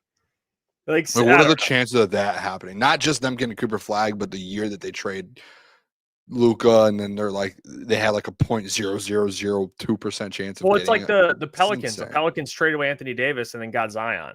Yeah, like, it's like weird. It's like Spurs getting revitalized with Wemby. It's just such a. Yeah, I don't know. So that one's I don't know. I'm not going to sit here and try and defend the NBA. LeBron in Cleveland. Yeah, LeBron. Yeah, that's the big. That's probably the most notable one. It's like, he's from Ohio, best player to come out, goes to his hometown team, the most irrelevant franchise in the league. Like, all right, dude. All right. Yeah, drop your mailbag questions. We'll get to those. We'll answer whatever you guys need. Lions mailbag. Yeah, Little Lions bye-week Lions mailbag. Anything Lions bye-week related, we'll answer. I know it's tough. I mean, you have Thursday night football going on at the same time right now, which, by the way, those Vikings, man, about to drop another one. Hey, they don't look good. Yeah, they got to go score here. Carson Wentz. He looks like I think he's playing hurt. He keeps grabbing. He's got like a thing on, and then he keeps grabbing his shoulder. So I think he's like playing hurt. I'm confused on the JJ McCarthy situation. I keep seeing that they're like, it's like a soft benching, but it's like, remember, like Schefter put out there, the injury was 2 to 4 weeks, and it's been like 5, almost 6 weeks. It's like, where's JJ? He just had an ankle sprain. I think they benched him. I do. I don't know what else to say. Which I think is listen. I talked about JJ before the season. I thought he wasn't ready, but I still think you got to play him. You have to play him. Got to let him push through that. You got to let him push through. I mean, I don't know. I have never been high on JJ, but I still think that's not fair to him. Like, what are you going to learn about Carson Wentz, bro? Like, you know what I'm saying? Oh yeah, we know what he is. Like, he's like, not at what point are you just going to be like, you know what they could be doing? They could just be trying to see if maybe Carson could keep them in it. And if they lose a couple games and they're like 3-5, 3-6, then they're just like, let's take the L this year. Let's just play JJ and let him develop for next year. I don't know. Yeah, that's probably what they should do. I mean, they're going to miss the playoffs, man. Which Kevin O'Connell, that's a tough pill to swallow for him. I mean, you go from Sam Darnold, which everyone wants to shit on, which I get. I understand he wasn't, he played way better than he probably actually is. But you see it right now, man. Kevin O'Connell, I think, is a quarterback guru, but you can't turn water into wine every time. Like, you're gonna get a quarterback that just sucks. Like, JJ doesn't suck. Come on. Well, he's definitely not ready. He can't overcompensate for JJ's, like, he can't. Like, JJ. I think the thing with JJ is like they want to win, but like the couple games that JJ played, like the second half of the Bears, like he looked really good. Like, you're like, okay, that's what you need. He showed the flash there. But then there's like the rest of it. It's like he looks bad. You could tell he's still young. I think the problem they're just running into is like they feel like they can win now, and JJ's not that right now. But he can be. But he needs to be in a position where he has to get reps. Yeah. I don't know. They literally won against the Bears, and then the next game he took a shit and got hurt. But Carson that's only Wentz one. Is so hurt, dude. He's like, and then Carson's playing hurt. It's like, what are we doing? I don't know. Now I know they have that rookie on the Chargers, Oronde Gadsden, the second from Syracuse, the tight end. He's balling. Oh, he's good, dude. Yeah, he's good. I was shocked. I don't know who he was until basically today. He was a beast at Syracuse. We actually talked about him. I brought him up. The chat brought him up. He was talked about on our show. I mean, for sure. We talked about him. He's a stud. Not for the Lions to draft him, but he's a dog. And he had 150 something yards last game. He balled out. So the Chargers they're probably gonna win this game. I mean, it's 14-3 going into it's 4 minutes left in the game or in the half, excuse me. But they look pretty good. Chargers look pretty good right now. Like the Vikings just got Aaron Jones back. And they can't run the ball. It's weird. I don't know what's going on with Carson Wentz. I'm just looking over here, and he's like dying on the sideline. I want to see if I can in my one league if I can pick up that if he's still a free agent, that tight end. He probably isn't. I wasn't familiar with him until today. Let me see. Someone probably picked him up. I don't like this because I do have a bet on Carson Wentz 200 yards, and he's just dying. Damn. I need him to get better. Do you think he's faking it? Do you think this is like an elaborate scheme and he's faking his injury? You know what? We'll go with that. I'm cool with that. Nah, I'm joking. He looks like he's like in crazy pain. I still can't believe that this happened today. Yeah. All right. My league. Fuck. Someone already got him. Damn. Ship God said mailbag. Who's more likely to end up a Lion? Jalen Phillips, Cam Jordan, or Carl Granderson? I would say Carl Granderson. I don't think Cam Jordan's going to ever leave New Orleans. I think he's going to end up retiring maybe at the end of this year. Jalen Phillips, maybe he does, but I don't. I think there's better. I think there's better. I don't know. That's just me. Yeah, I mean he's not really. He's 36 years old. Like Cam Jordan or Jalen Phillips? Cam not Jordan. Oh, He's 36 years old, man. You know, he's not what he once was. You know, he could still give you a little something, but it's not a player that I'm trading for. I mean, how many snaps are you getting out of him? I mean, 36 years old. I mean, I don't know. I haven't watched him play this year, but I would assume that unless, they picked up Bruce Irvin, but I would go after, if you're going to grab one, probably like a younger, athletic, big, powerful edge, kind of what they like typically. Like Carl Granderson kind of fits that mold. They like him. But Arden Key, I think, is what John mentioned yesterday. Arden Key would be a guy that I would watch out for. He's a good one. Arden Key plays for the Titans. Titans are going to sell. They actually came out, I think, like a week or two ago and said everyone's available with Cam Ward and Jeffrey Simmons. Everyone. Really? Yeah, everyone's available because they sell. Everyone? Yeah, everyone. Wow. I saw like a report that said like basically the Titans are saying everyone's available, but those two. Who on that team outside Arden Key then? If you had to pick, like you could add anyone, who are you picking? Yeah, I mean we got one win. I think. I mean, there's not too many. They just cut Tyler Lockett. They just cut his ass. They probably won't trade Kevin Zeitler. No, I'm kidding. JC Latham. Yeah, like they don't really. I'd go to that defense and find someone. I mean, they got Jermont Jones over there. He's pretty good. Arden Key. I forgot about Devondre Sweat from Texas, man. I forgot about my guy. Yeah, Devondre. He's got a sack on Devondre. Yeah, I loved him coming out of college, man. 6'4", 366, dude. Massive, man. Oh, and they just put what's his name on the IR as well, L'Jarius Sneed. Yeah, like that contract. Oof, they fucked up doing that one. That's tough. Yeah, there's not too much on the Titans that they're probably willing to trade that I would want. I think what that means, like they're probably not going to trade like Devondre Sweat or Peter Skronsky or something, but some of the older guys are going to be available. That's probably contract guys, like guys on their contract year, or just older guys where even if they're a year or two left, they're just like. I think Arden Key's moved. I think there's going to be some moves at the deadline for these contenders. Like the Chargers are going to trade for a running back. I mean, there's going to be moves made. I just don't know what big the moves. Do. Yeah, I heard something. I think it was Shefty or someone was talking about how like over the last couple of years, the trade deadlines increased every year to where before it was just like, a handful of trades, 5 or 6 years ago, it was 4 or 5 trades, whatever it was. And he was like, now it's like every year it's breaking a new record for more trades. There's 15 trades, 20 trades, and it just keeps happening. And he was like, it just keeps going up. It's turning into like the NBA trade deadline in the NFL, which is, it's thrilling. It's good for I think it's good for the league, to be honest. Yeah, I just saw. Let me see. Richard says, "Does anyone else love the Bears at 4-2? They have to go to 1-5 Baltimore, and they're going to get exposed." Well, yeah, I think Lamar might play. Yeah, I think he's been practicing this week.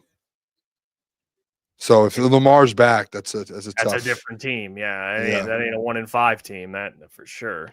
And that's them trying to like get a bounce back, like too. And they're thinking like we're 1-5, but let's do something historic here.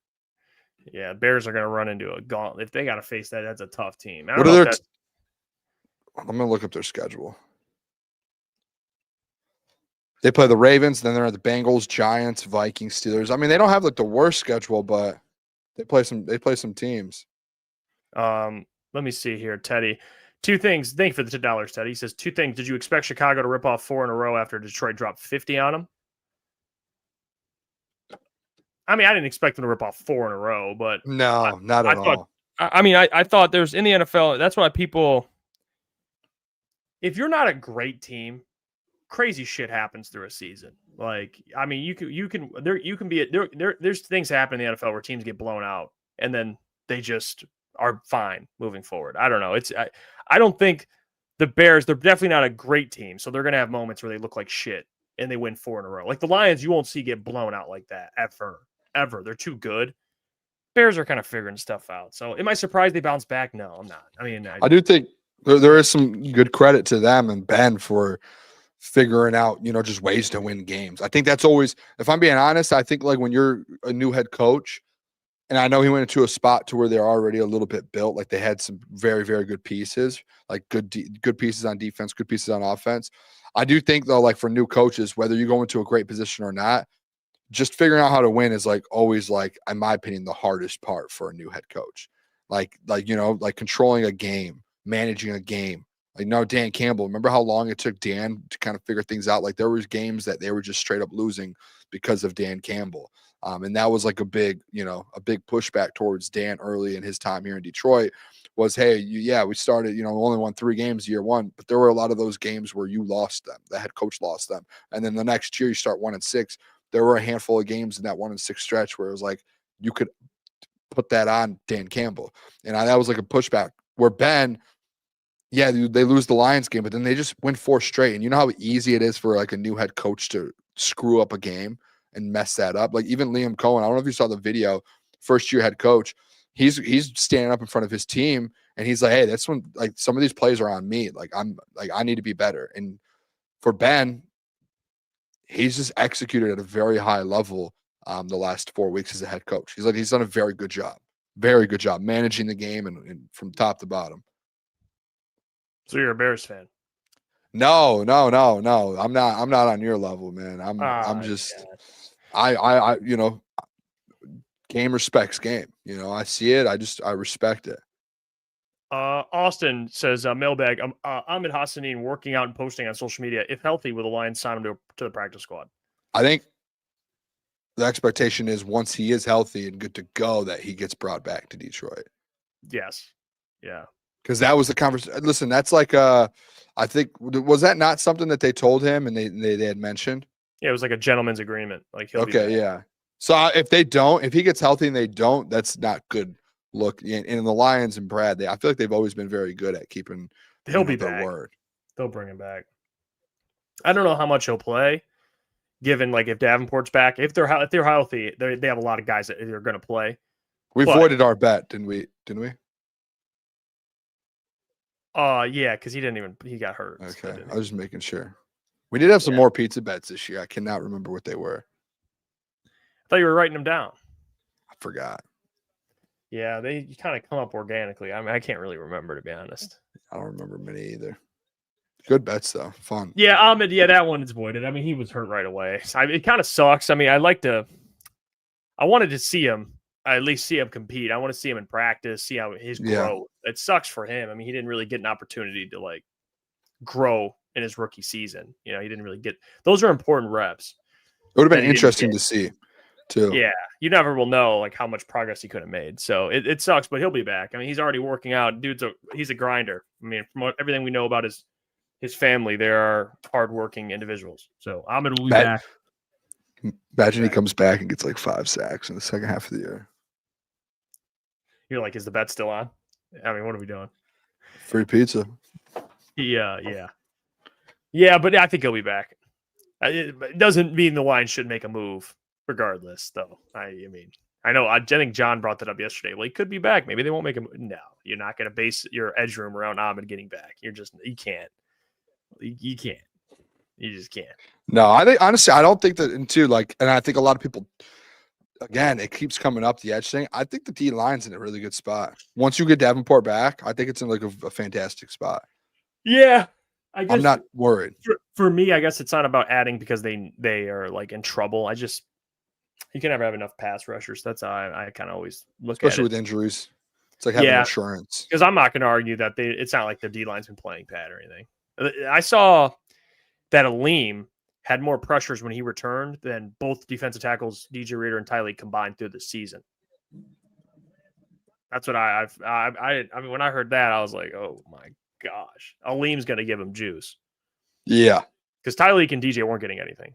Any pressure, really. They were getting double team though, for sure. But he definitely helps out in that area.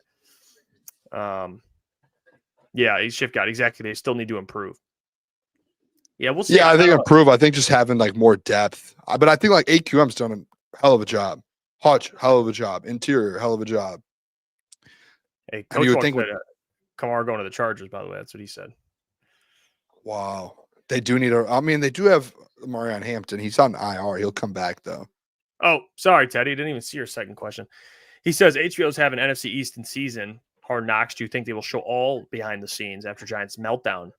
Yeah, I think they will. I think you have to. I think when you sign up for that stuff, you can't be like, don't put this in. I think that's part of the agreement. Yeah, you know how scummy NFL films can be. They just did that with Brian Branch. So if they're collabing it all with HBO, then yeah, like they're gonna do some scummy shit. The Giants or the Jets is my because what Giants meltdown? What was there? Oh, Giants meltdown in Denver. Against Denver.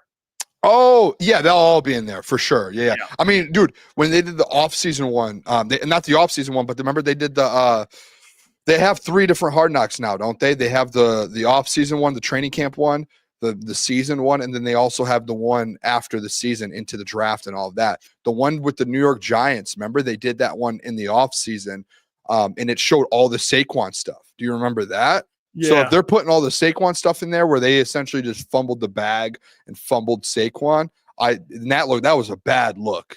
That was a terrible look from their GM. You would think that they're going to put that loss to the Broncos in there. Yeah, that you got to put the Broncos loss. I mean, the Broncos scored 30 in the fourth quarter. I mean, we got to have something in there. It's crazy, man. Did you see Scattaboo yesterday though? No. At the Knicks game? No, I didn't. Dude, it was like the front cover of like the New York City newspaper, and it was like OG or someone dunking it. I think it was OG dunking it, and then you just see someone in the front row behind the not even on the side, like the court side. It was like behind the basket. He looked like he was just a part of like the fan, like he was in the crowd with the fans, and there's just a guy just sitting there like this, like flexing, like. And then everyone like zoomed in. It's like, that's just Cam Scattaboo. He's at the game. He's just a normal fan, and he's just sitting there flexing in a jersey while OG's dunk. I'm gonna go see if I can find it, dude. It's one of the great. It's an all time. Just like this guy, he's like perfect New York guy. It's so funny, bro. How do you not like that guy, dude? Oh, he might be one of my favorites in the league right now. Look at him, bro. He literally. It's like it's literally just. Oh no. Hold on.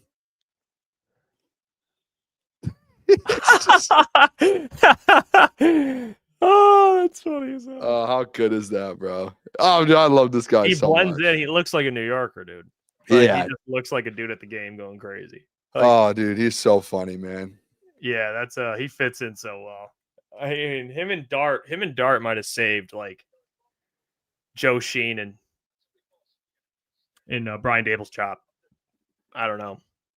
They're giving that franchise some hope.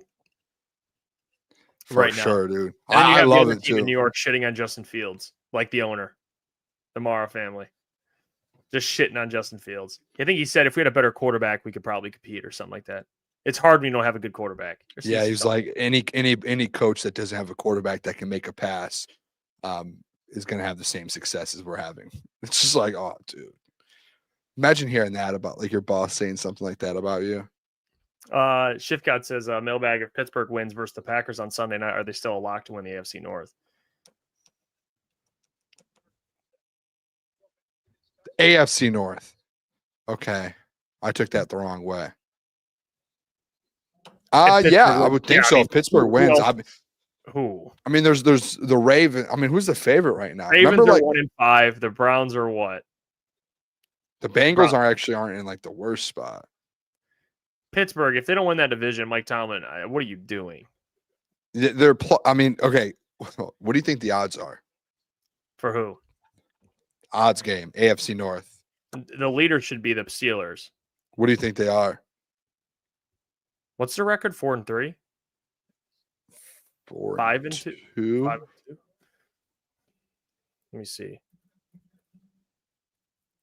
Raven. I mean, the Ravens are 4-2. They're 4-2. Yeah, Ravens are 1-5. They should be like honestly like plus 100. They're plus 140. See, they should. Yeah. What do you think? Second. Bengals. No. Ravens. Yeah. What do you think they are? Plus like 350. Steelers are plus 140. The Ravens are plus 150. They're like basically the same. How Because they crazy think is they can that? rattle off like 8 straight or something. Yeah, they think they can come back with Lamar coming back. And then the Bengals are plus 350. Browns are out of it. It's interesting to actually see like through week 7, week 8, like some of these conference lines. Like the Bills are still favored minus 180 to win the AFC East, and the Patriots are like plus 145. Like they're right there. There's some interesting conferences. Which one or divisions? Which one do you think? Which one would be the one that? Which one you'd be interested in? Do the what about the NFC West? That one I'm curious about. Who do you think the leader? It should be the Rams, but it's Rams plus 130.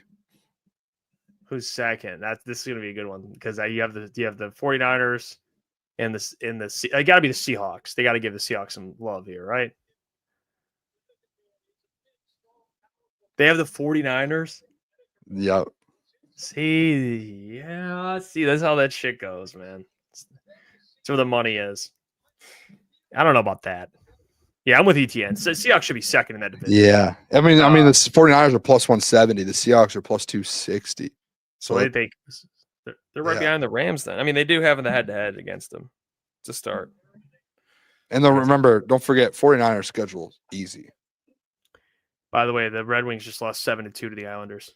Back-to-back losses, not good. Not good. What's going on with Detroit sports, man? Well, I shouldn't say that. What's going on with the Wings and Pistons the last couple of days here? Come on. It's tough. Jay Hart says, mailbag, hey, Booner, I heard you mention Flip Bleacher on yesterday's show. Any chance you know about us from Consortium College Prep? Consortium College Prep. Let me look it up. I've never heard of Consortium College Prep. Should I have heard of them? I mean, if Jay Hart's saying you should have heard of him. I don't know. I've actually never heard of that school either. But you're more. Yeah, I'm not familiar, to be honest. I know a lot of. I mean, I haven't done high school football or basketball in years, but I mean, know a lot about college ball or high school ball. I've just the last 2 years I've been doing an 8 p.m. show, so I haven't been able to get out to any games. Either sport. Austin says, I'm glad the line straight away Hawkinson. Dude can't block. Yeah, that might have been one of Brad's best moves, is avoiding paying him $17 million a year. Yeah, and then getting Sam Laporta right after. And then getting Sam Laporta right I mean, that's just back-to-back, just great move after great move. Yeah, that's one of Brad's, one of my favorite moves by Brad. It's such a gutsy, like, you have a good tight end. He's a good tight end. You're just like, screw it. He's out. I think a lot of people do overlook sometimes some of those moves from Brad because a lot of people just say, hey, he's great in the draft. But, like, he has made some, like, free agent signings. The Kevin Zeitler one last year. There's been some good ones. There really has. Carlton Davis last year, as much as he left, but people liked Carlton. Carlton was decent for that team. Mm-hmm. Obviously, he got hurt, but. Let's see. Richard says it's confirmed the Vikings are the worst team in the NFC North. Been a while since he could say that. I mean, the quarterback's the most important position in football, bro. I mean, that's tough if you're not like, I'm not going to like go at anything. I mean, you can't blame Kevin. You can't blame Brian Flores. Like, that's just unfortunate. Like, I don't know what to tell you. Yeah. I mean, you were dead right with that one. It's just hard. They've had stability there for a while. I mean, they've had Kirk and then Sam Darnold, even though they're not great, but they're stable quarterback. They have they have nothing this year. Nothing this year. And their O-line's banged up, ETN just said. So yeah, they're dealing with some shit over there. They can't run the ball either. I mean, they just can't run. What do they have at halftime? They have 3 carries for 9 yards out of Aaron Jones. And now you're down 3 touchdowns or 2 touchdowns over 2 scores. I mean, they're down literally 18 points. So, really quick, by the way, Josh Jackson went to Consortium. I know Consortium because I was going to go play JUCO, and the assistant coach from JUCO, he played at Consortium with Josh Jackson. Consortium. I am familiar with Consortium. Just needed a little refresher. It's been a while. Yeah. Josh Jackson, by the way, was very good in high school. And then I think I could be wrong. I thought he went to a prep school after that. But the dude, I don't know if Jay Hart knows, but the guy I'm talking about, his name was Brendel. He was a bucket too. He would show me highlights. He was an assistant at a JUCO that I was supposed to go, potentially was going to go play. And he was showing me his highlights of him and Josh Jackson. I was like, kind of like, yeah, you were like that. That's how I do know consortium through that. And Josh went on to play at Kansas. He was great at Kansas too. One of the best players in the country. And when he got to the Pistons, I'm not gonna lie. I know it didn't really work out necessarily with the Suns.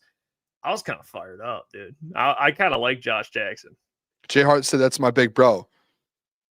Brendel. I think Brendel Smith. Good dude. Great dude. Throwback. He was an assistant. He was, yeah. I mean, from videos he showed me, but he was recruiting me. Damn. Austin says, Mailbag, hey fellas, would you say Ennis Rakestraw may be a bust? Yes. As of now, yes, until you get to see. I mean, you have nothing to prove, like to show from it. I mean, you have this guy's just This is unreal. I wonder if I know that person. You have nothing to suggest that Ennis Rakestraw is not a bust. No, dude. You know what's crazy? It's like he was a second round pick, so it's like expectations are higher. It's like as the picks get lower, like first round, second round, third. Yeah, if he was like a sixth, it's like okay. You got to see just something. Like, hey, let's see a half a season, so you just have a little bit of a feel. Yeah, no, he stinks. By the way, too, and if he's still watching, our guy Trevor Barrett. I can't ever tell. This guy just trolls me my whole life, and then wants me to just be like, oh yeah, let's talk some ball with each other. I don't know. I don't understand this guy, Trevor Barrett guy. I can't get a raps on him. He's like your biggest. He's obsessed with you in terms of trying to make you mad, and then he wants to talk Michigan football. Wants to talk ball. Like, I would love to talk ball with Trevor Barrett. I would love to. I will refuse to for how disrespectful Trevor is.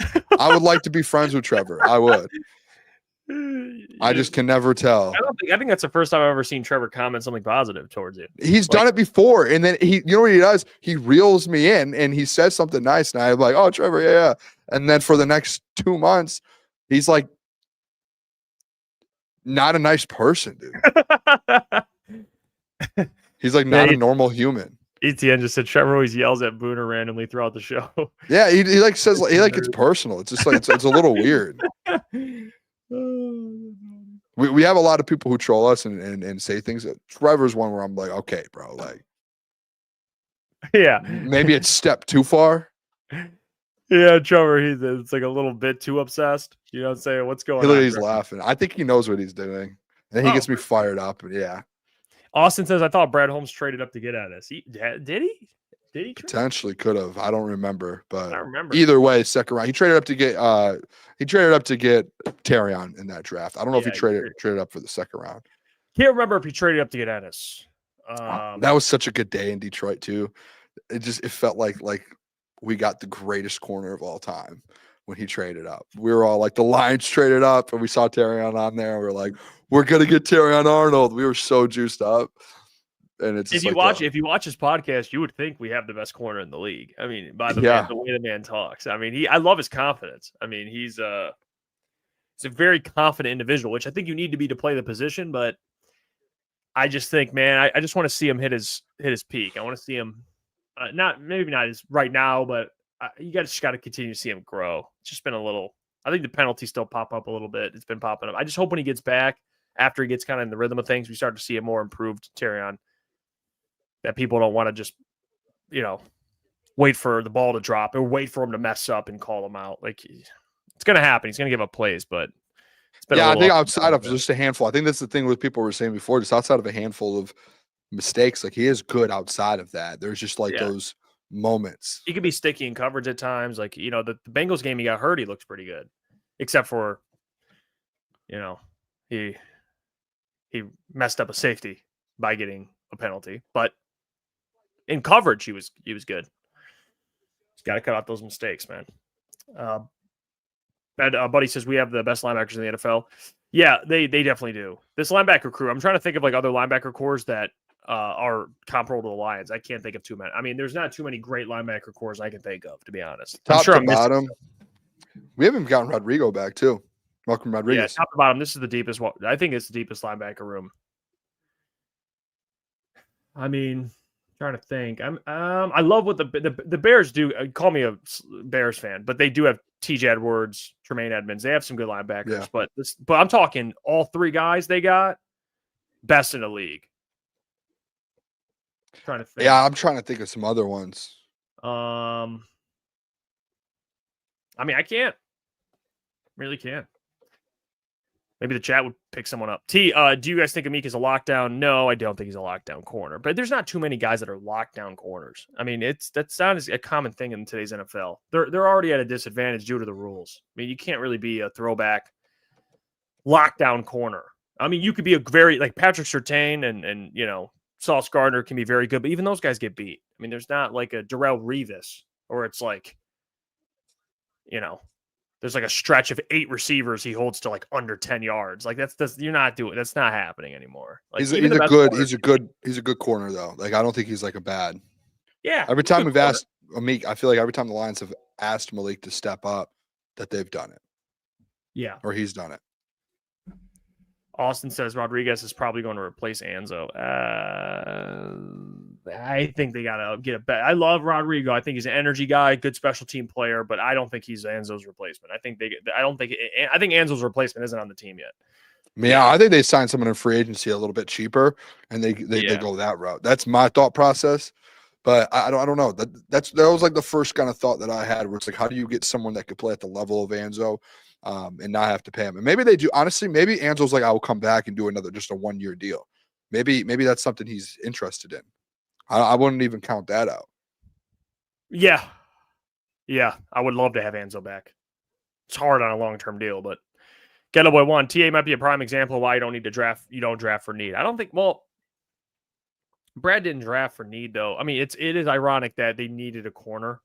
But I believe Brad when I think he means that Teron was one of the best players on the board. I think there's some truth to that. Yeah, and he went back-to-back corner, which is interesting. Like if you were drafting for need, I don't know if maybe that's another good example. You could make an argument that whole shit. Like I think Brad definitely looks at need a little bit. Like he's not going to the draft being like, you know, not blindfolded, but you get what I'm saying. Like this last year, I don't think he drafted for need because I think he went and got Tyleek, and it was like you didn't need Tyleek. Obviously, Aleem's out a couple weeks, but like you have Aleem and DJ Reader. But it was like they felt that was the best positional. It just happens to line up to where like Tyleek's drafted, DJ's in the last year of his deal, Tate Rallage is drafted. They don't have Zeitler anymore. Isaac Tesla's drafted. Tim Patrick's washed. And like it just lines up in a way to where they replace guys. Like it's like I don't know. I'm not saying he drafts for need, but. TJ Hawkinson gets traded. They draft Sam Laporta. You know?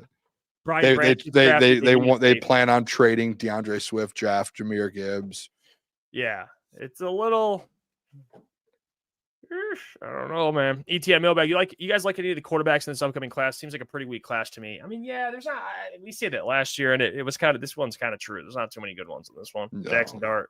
I think it's going to be similar next year. I mean, you know they have Ty Simpson as like a top 5 pick right now from Bama.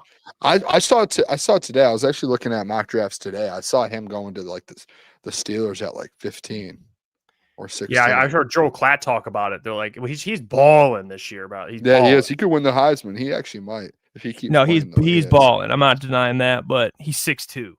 I mean, maybe be like a Bo Nix, maybe. You know, but 6'2". And I think he's like, what year is he's a junior, right? He's at Bama 4 years, but he hasn't played a snap he's played snaps, but he's only played in like a game every year, essentially, maybe a game or two. He's played in spots, and then he just played the most this year, and he's been balling, dude. I think the Indiana guy, Fernando Mendoza, I think he's going to be right now. He's the projected first overall pick. Yeah, he's a guy that's people are saying, but he's 6'5", he's balling. He can move a little bit. He's got a little mobility to him. He's a big dude, big arm. Yeah. I think he's a guy to for sure watch. I could see. But yeah, I'm with ETN though. The quarterback class is it's a weird class. Yeah. I don't know about that, man. Getaway went 6'2" is average size for a quarterback. Yeah, I mean, it just depends on what your skill set is. Like, if you're 6'2" like Dak Prescott, or you're 6'2" like Bo Nix. Like Bo Nix isn't a big guy. I think it just depends, honestly. Like, and I think and as crazy as this sounds, I think if you're like smart enough and you have the IQ as a QB, you could play, you could be undersized. Like Russell Wilson. I know a lot of people now, obviously looking back, but like right now, people aren't big on him. But like Russell Wilson, dude, he was so good. He was so smart. He was in a great system, and he a little undersized, made it work. Yeah, I think what helps those guys is as long as you're a little mobile. Like Tua's smaller, he's not mobile. And look at Tua, bro. Like he just came out in a press conference last week and was like, "Why?" They were like, "Why'd you miss Jalen Waddle on this one play?" He's like, "Well, I just couldn't see over my O-line." That's you shouldn't even answer that. Why would you even say that? You wouldn't even say it. You should not. Like Baker Mayfield, he's not the biggest guy, but look at that, bro. Can move a little bit. He's got mobility. He can throw it everywhere. I don't know if Ty Simpson. I haven't watched him, but I know for a fact, watching some of the tape of him, he's a statue. He doesn't move. Mendoza can move a little bit. Like Mendoza, he can move a little bit. Who do they have on the schedule coming up? Because Indiana might have a chance to win the national championship. I also too. Oh, they play UCLA. They play Maryland, Penn State, Wisconsin. They have a pretty easy schedule. I heard a bet today, and I'll credit Big Cat for this. He put a bet in, Jeff, a futures bet, and I placed it because I was just like, he's not wrong. He put a bet. I think he called it like it's gonna happen bet. I don't know if you've seen his rankings, but he does in his rankings. He's like, it's going to happen. So just like be fine with it, which he's basically saying like, it's going to happen that the Chiefs win or win the Super Bowl again. Or like, the teams that are just like supposed to, they win it. He put a futures bet for the Chiefs, Ohio State, and Scotty Scheffler to win the Masters. And then he added in the Dodgers to win. And he was like, those are all teams that or people who just win. Like no one wants them to, but like it's just going to happen. Like those are just teams that dominate. So he was like, if they're going to dominate and it's going to be boring again, he was like, I might as well make money off it. And I did it. Smart. Yeah, it was like $5 to win 1,000. I was like, why not? Yeah. And it's like if I have to watch Ohio State win a national championship or Patrick Mahomes somehow win one again, Scotty Scheffler win another green jacket, like man, just give me some money while I'm at it. Scotty didn't look good at the Ryder Cup. No, but I don't think he's always. Yeah, he's a weird guy. Off there. By the way, Ethan just said time Simpson. Then that's fine. I'm not going to die on the hill. I haven't watched a ton of them, so if he can move, that helps him tremendously. I don't watch a ton of Alabama. I think I watched like one game this year. I watched the game versus Vanderbilt. Where's Vandy? He made some plays, man. I mean, Ty Simpson's pretty good. But yeah, the quarterback class doesn't really impress me that much. There's going to be a guy like Dante Moore. I don't know what year is he in, Dante Moore. Is he? I think he's a junior. Yeah, no, I think he is. He could. I mean, he's. Yeah, I think he's eligible. He could come out. He hasn't played a ton in his. He didn't play a ton. He didn't play really at all last year. I actually saw a mock draft of him going to Cleveland, the Browns. Oh, yeah. Just go back, man. That's what I said. It was Hans today. We were looking at it. And I told him. I said, if I was a quarterback, and they literally were like, "Hey, we have any interest in drafting you?" I'd be like, I'm going back to, like, you please draft me. He's gonna make millions at Oregon anyway. I mean, he'll make. I'm going another year. Get paid, stay in college another year. Yeah. I mean, what are we doing here? There's no way I would ever do that. You guys bet on Conklin? I told him I was going to put a couple bucks on Conklin to score a touchdown. I didn't do it, but it was like plus 1,900.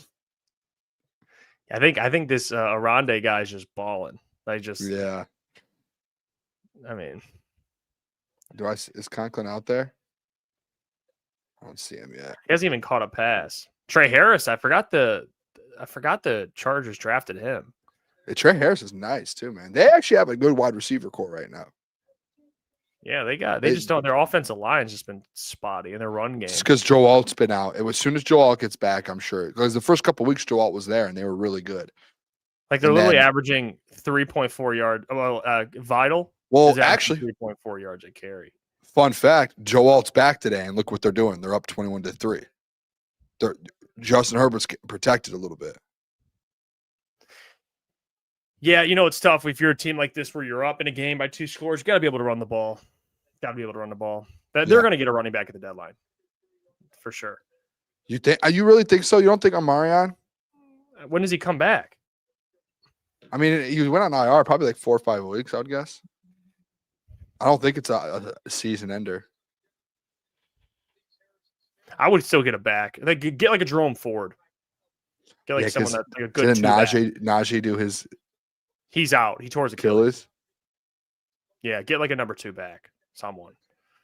They should. Go get Tony or like a Tony Pollard or something, or what's it in Tennessee? The backs that they have over there. Yeah, like Tony Pollard. All right, we'll get out of here. Watch the rest of Thursday Night Football. See what the Vikings just continue to lose. We'll be back tomorrow. We'll get Caleb on to do our NFL pick'em for the weekend. On top of that, we'll have Eric Vincent on to talk some Pistons. Yes. They play Houston tomorrow, so we'll get into some Pistons talk. We'll see you guys at 8 o'clock. Appreciate all the support. Get your merchandise, officialctsports.com. Hit that subscribe button. Hit the like button. But until tomorrow, we will catch all of you. Love you guys. Peace.